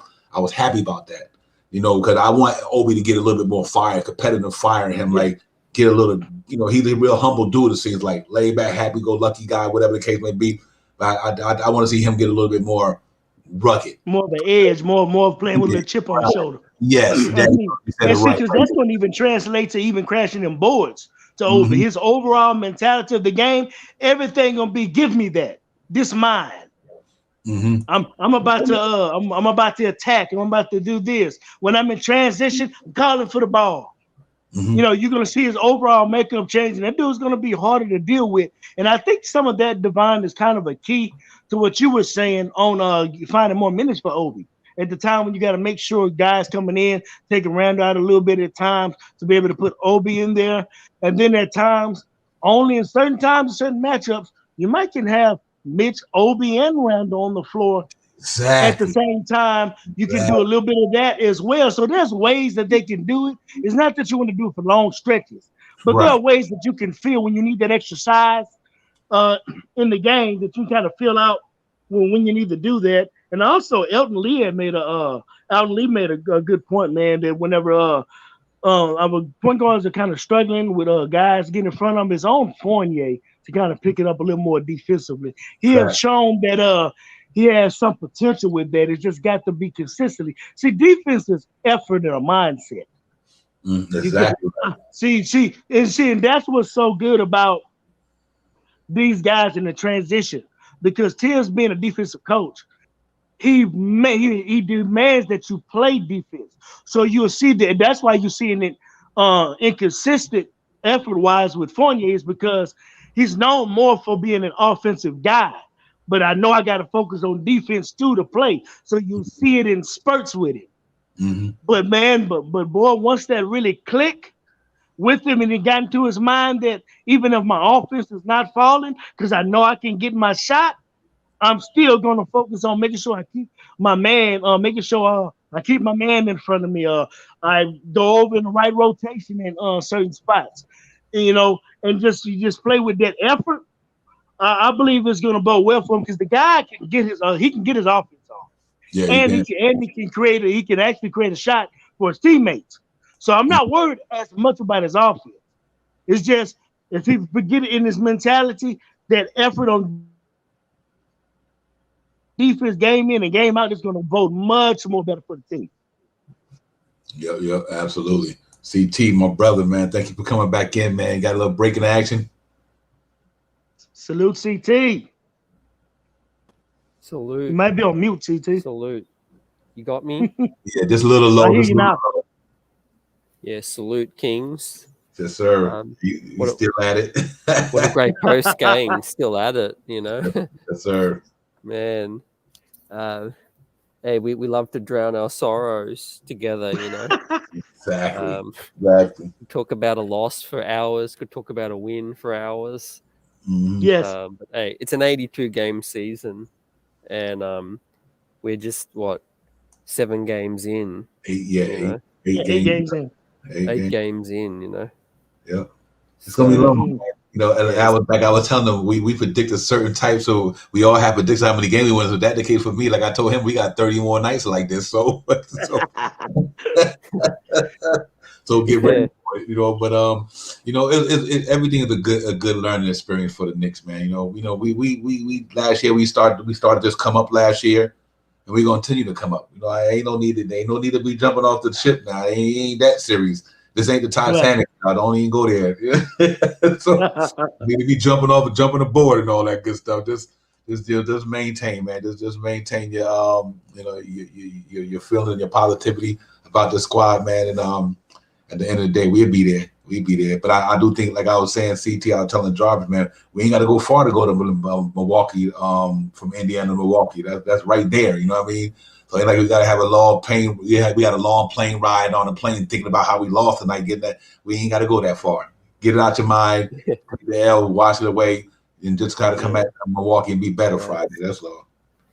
Hey, facts. And regardless of what the players say, like, they have a short memory. It's us fans that get so involved, attached. Like I guarantee you, these players are already on the plane or wherever they are right now. They've forgotten about the game already. Let me tell you that. It's the coach that loses sleep, not the players. Right. As far as I'm concerned, they're looking towards Miami and how they can light it up. These players are full of confidence. They haven't seen a shot they never liked. Right. Facts. You're right about that. Yeah. They're not stewing over no loss to Indiana, Yep. And you know what's good about this? I don't think Brook Lopez or John's going to hit no 7 threes on us Friday. So that was crazy. That was kind of crazy by Miles Turner, though, man. I wasn't expecting that, though. Yeah, that was, to me, he was the one that really put that game in a momentum swing where they just knew they was gonna, they had him going down the court like he was Michael Jordan, somebody. Boy, I'm like, this needs to stop it. But and that's why I said that made Mitch all around. I think when he started hitting them threes, Mitch was probably like, it's gonna be a long night. So it really was, boy. Yeah. But it happens. But yeah, we move on. I agree. Yeah. And then on top of that, man, with sometimes, like, whenever the guards able to get past our guards and stuff, it kind of put a lot of pressure on the big men to defend, man, to cut off the guards from the penetration and all that. Yes. So I don't want a scenario to where those guys are getting in unnecessary foul trouble. Mm-hmm. But having to do some of that, and then it pulls them away from their man, and then it just got a snowball effect defensively. But overall, we didn't really bring Kemba Walker and Fournier here necessarily because of their defense, but we do expect them to play a little bit better and more of a team defensive standpoint. And I think with Fournier, just him getting acclimated to, hey, focus on, man, I got to do that. You'll see him get better. Kemba, like you said, Divine, it could be a thing to where he's still working on strengthening that knee, so maybe he's not confident in planting and lateral movements and pushing and all that, and angles and all that just yet. Maybe that'll come, but it's still, nevertheless, teams are not going to have mercy on it because they're waiting on Kemba Walker. They're going to go straight at him. So we got to find a way, even if it means at times, especially if his offense is flowing, there may be a time you can sneak a few minutes in. Let me sneak in Deuce McBride. They give him a rest, man, to make sure the other team's point guard, man, have to work on the offensive end because they got a defender in his face that's able to pick him up full court or as soon as they inbound the ball or something that they're going to have to work.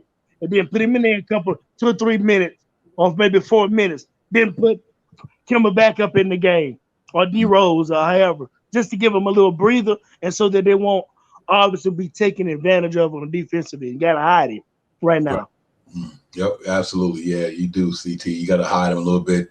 And like I said, I got to give him credit, man. He's taking them charges, man. It ain't like he's not putting the effort, and then that's right.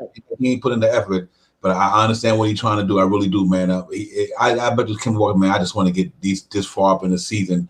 Then if I feel like, I got to a certain point in the season and we in a good spot, he feel like, it was worth his while, but I think he'd be fine. He's not. It doesn't look like he's not hobbling around enough. But man, he taking some hard charges though. I gotta salute him for that, man. He taking some mad charges, man. I'm like, damn. You got Divine, you got big men that don't even want to take charges. How much Right. more would I salute Kemba Walker for Mhm. taking charges? Because almost everybody that be on the court be bigger than Kemba. Yep. And he's one of the he's gonna be one of the smaller people on the court night in and night out, and he's willing to take a charge. And you 6'9", 6'10", 6'11", moving out the way of charges. Mhm. I'm like, come on now. but that's Yep. another story. That don't do anything for us concerning wins. Translating what the other teams are doing is about what we need to do. Mhm. Yeah. It's Yep. about what we need to do. Absolutely. But we good though, because you know what? We just picked a bad night to shoot 21% from three. Oh man, yeah. You know, we picked a bad night to have a bad shooting night because our effort was there, man. We played a little. Because we had to play that. We was down, so we had to play hard to get back up. So I do think that, you know, we played a little bit. I was happy with the more of an effort we played tonight because we kept trying to get that lead back down to 4, to 6, to 3. We were trying to get to, you know, every time they made a run, we tried to get a run back. We did try that, but it was one of them nights when our offense was clicking a little better. I think we walked out of there with an L, despite the defense not playing great. But I think if our offense would have been a little bit more better tonight, CT, I think we would have walked out there with an L, with a W tonight. Yeah, real talk. You know, like I said, we came in with the effort. We made the runs. We just didn't hit the shots and didn't get the stops. It's always tough on the road, you know, in Indy. Remember, they started really, really poor this season. So they had a lot to prove. Tonight, Rick Carlisle would have given them would have told them what's up, would have read them the riot act. Right. So they came out possessed, you know, especially after we handled them in the preseason. So, yeah, we'll bounce back. I think we'll give Milwaukee all that they can handle. And we'll see what happens, see if we can get on top. I'd love to finish that game off, get 7-3. Then we'll really be playing after that.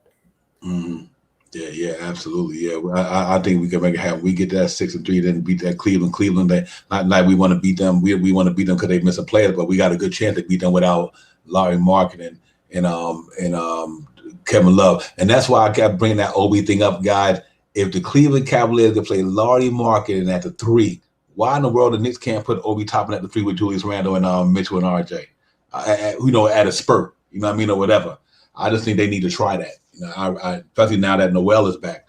I think if let's say if Fournier or Allen Burks are not having a good game, slide Obi to the 3. Just slide him there. You know, and like you said, right, boost more free Grimes up. Get these cats opportunities, man. And I think they're gonna get it. Cause Tibbs did say that. He said their time will come. You know, and that's one thing I could say about Tibbs. He's not one of them coaches just be saying stuff to be saying it. He really, you could tell he speaks truth to power. You know what I mean? He said them guys gonna get their burn, and in the back of his mind, I guarantee you, Tibbs gonna say this here. Probably after the next 10 games, he'll say after this that game Sunday, against Cleveland. That's the 10th game of the season. If something don't click with quickly or somebody, watch what he do. Tibbs ain't got no problem making you situations if you ain't ready. He gonna like, listen, because it ain't about you, it's about the team. Right. If you're not helping the team win, then it can't be about you. Just like it ain't about Knox, it ain't about Grimes right now, but it can be about them in a minute. It was quickly gonna do his thing though.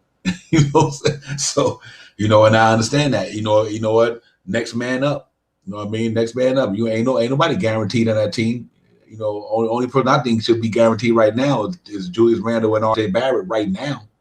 I mean, you know, everybody, you know, but anybody can get sat down and can go. You know what I mean?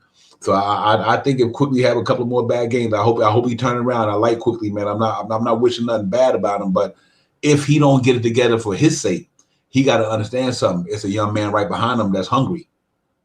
Grimes is probably sitting there like, okay, you my boy Quickly, but I do want your spot though. You know what I mean? I hope that's Grimes' mentality. You know what I mean? Oh, believe me, it is. It is. And like we were talking earlier, Divine. We knew initially, especially like in preseason, that Grimes wasn't ahead of IQ in the rotation wise, but we all knew that Grimes was on his heels.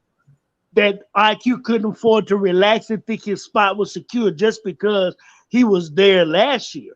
If it's not equating to production on the field, believe me, Tibbs will sit you. Ask Obi. Yep. And then what happened? It started benefiting Obi, especially when it started going into the playoffs.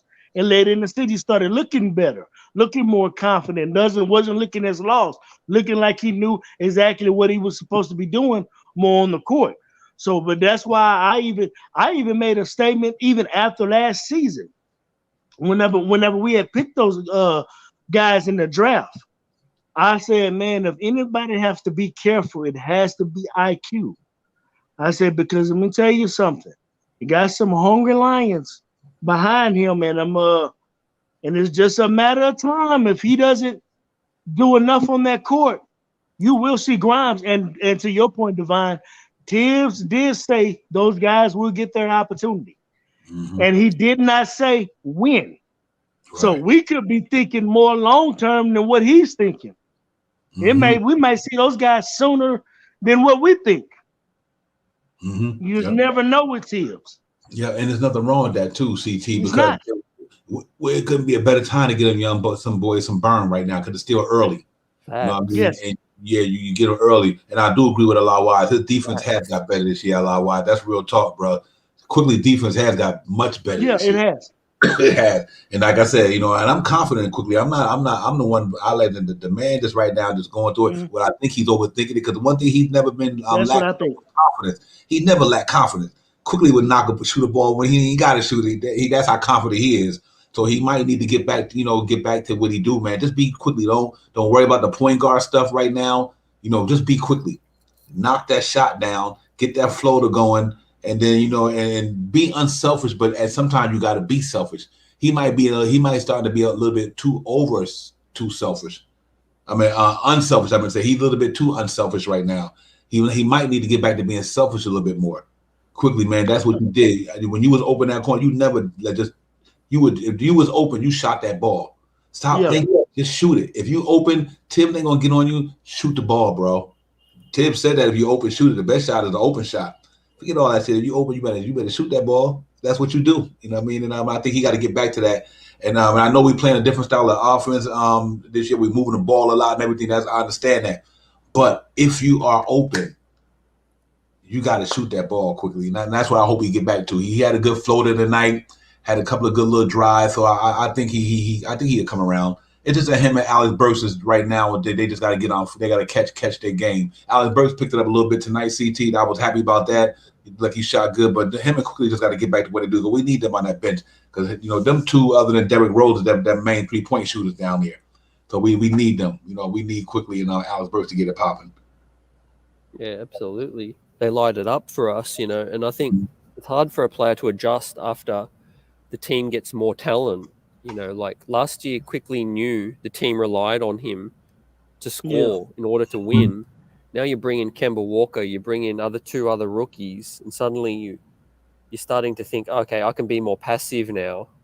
But no, in actual fact, you need to be more aggressive. You need to keep that same aggression because that's what the defense, what helps open things up for the other guys. Like you said, take the shots. Don't worry about passing it up. Good looks, because you're seeing Kemba hesitant as well, and sometimes, every player just needs to go out there thinking that they're the guy, and there'll be a threat to score, and things will open up.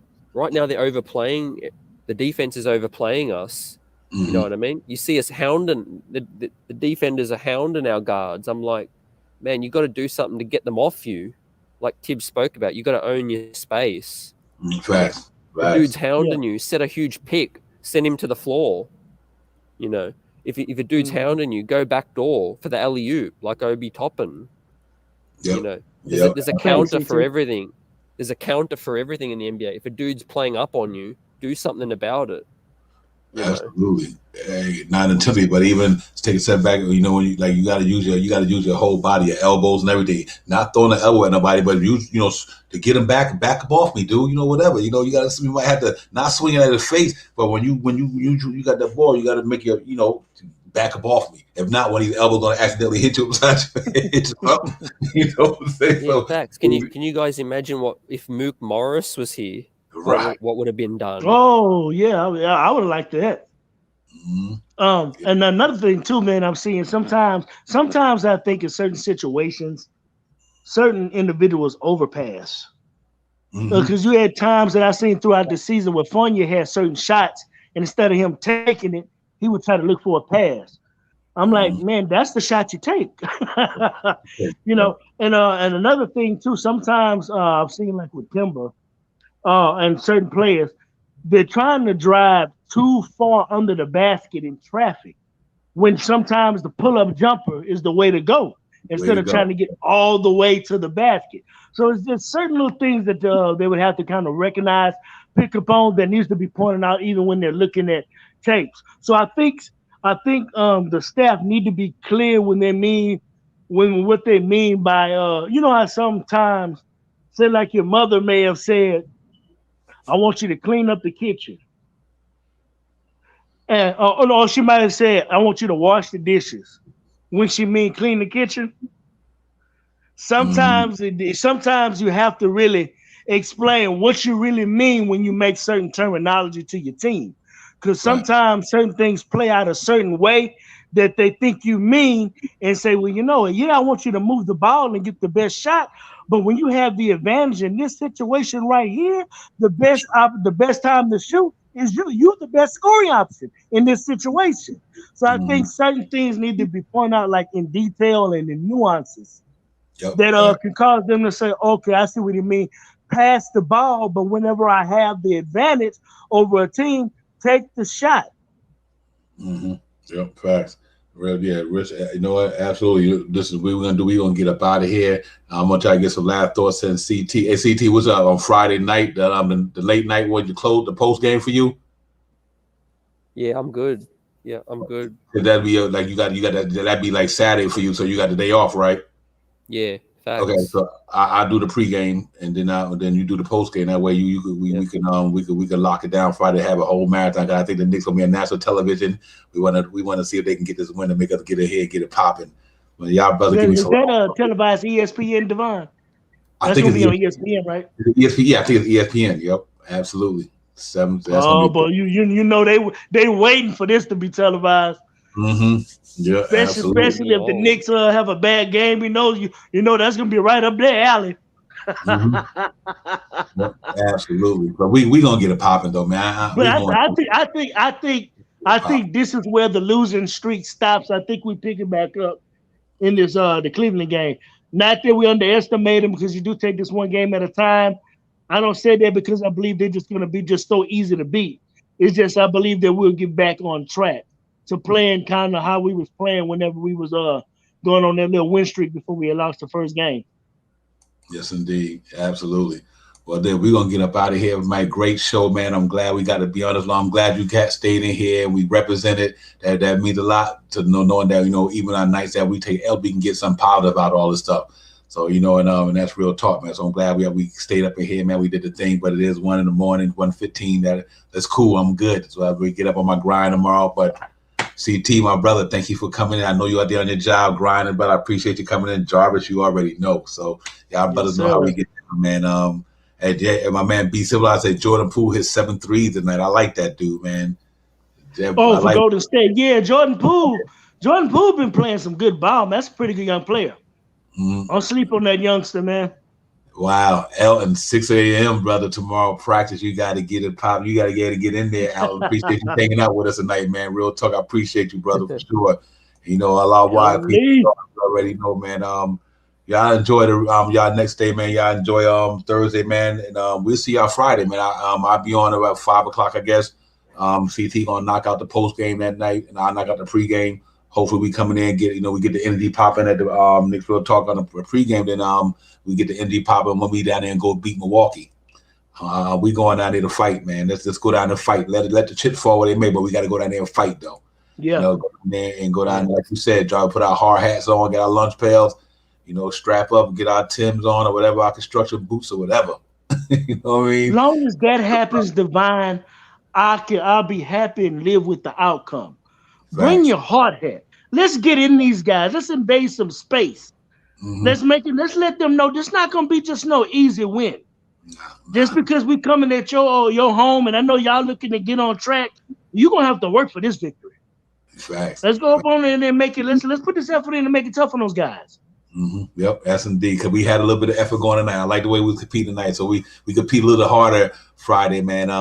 You just got to tip your hats to Indiana tonight. And that's what I'm gonna do. Yep. I'm gonna tip my hat to Indiana, Toronto. They played us. They caught us at a time when we wasn't expecting it, especially coming off that New Orleans victory, but that was subpar. We played down to the competition, but feed the beast, like the Fisher said, feed RJ, feed Star J. Let's get it popping, and we got to get that man his flowers, man. RJ been playing some great basketball for the New York Knicks.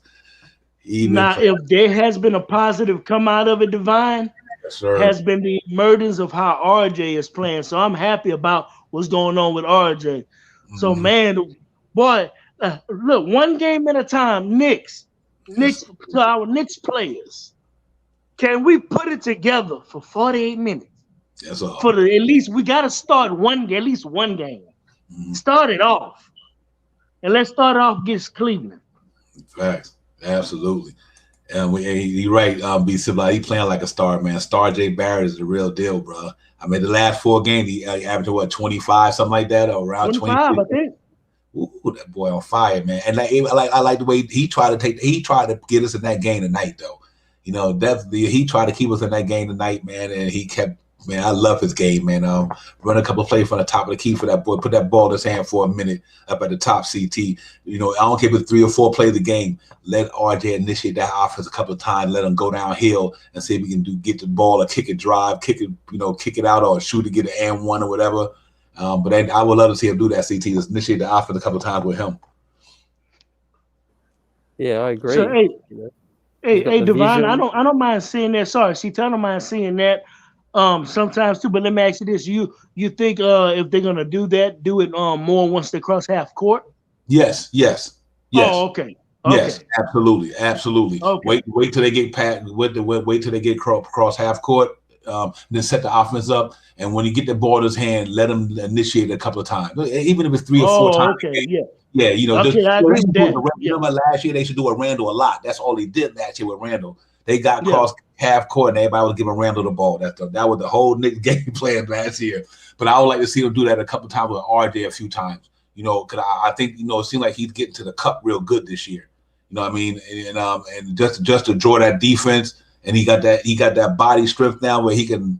So I think he's a good enough playmaker to facilitate, because he be making some great passes this year to Taj and them guys. So I would like to see him do that, man, a couple of times just to see how it pull out, because. I mean, it's nothing wrong with trying to be creative every now and then. If you get too stagnant where they know what you're doing all the time, then teams are going to key on you. They're going to get like Atlanta did in the playoffs. What they did, they got that scout report. They said, take this away from Julius Randle, make this person do this, make that person do that. So now you got to get Johnny Bryant might get a little bit creative. Say when RJ swing that ball at the top, freeze, let them bounce that ball a few minutes, and then go ahead and make a move and see what the defense going to do. Because 9 out of 10, the guy who playing RJ, they can't even hold that dude, man. That boy's so strong the way he playing basketball right now. But we had to see. But I would like to see that. I think that's another way, another tool in the shed. Because if he get in that lane, then he kick it out the Fournier, Randall, or Kemba Walker. That because he gonna draw the defense. Obviously, I don't think a man gonna be able to take a one-on-one by something to hold him down that many times. So I think it might be a good thing to do, just to see how it work out. You never know. Yep. But and I appreciate y'all tonight, CT, my brother, man. Give me a last word before we get out of here, my brother.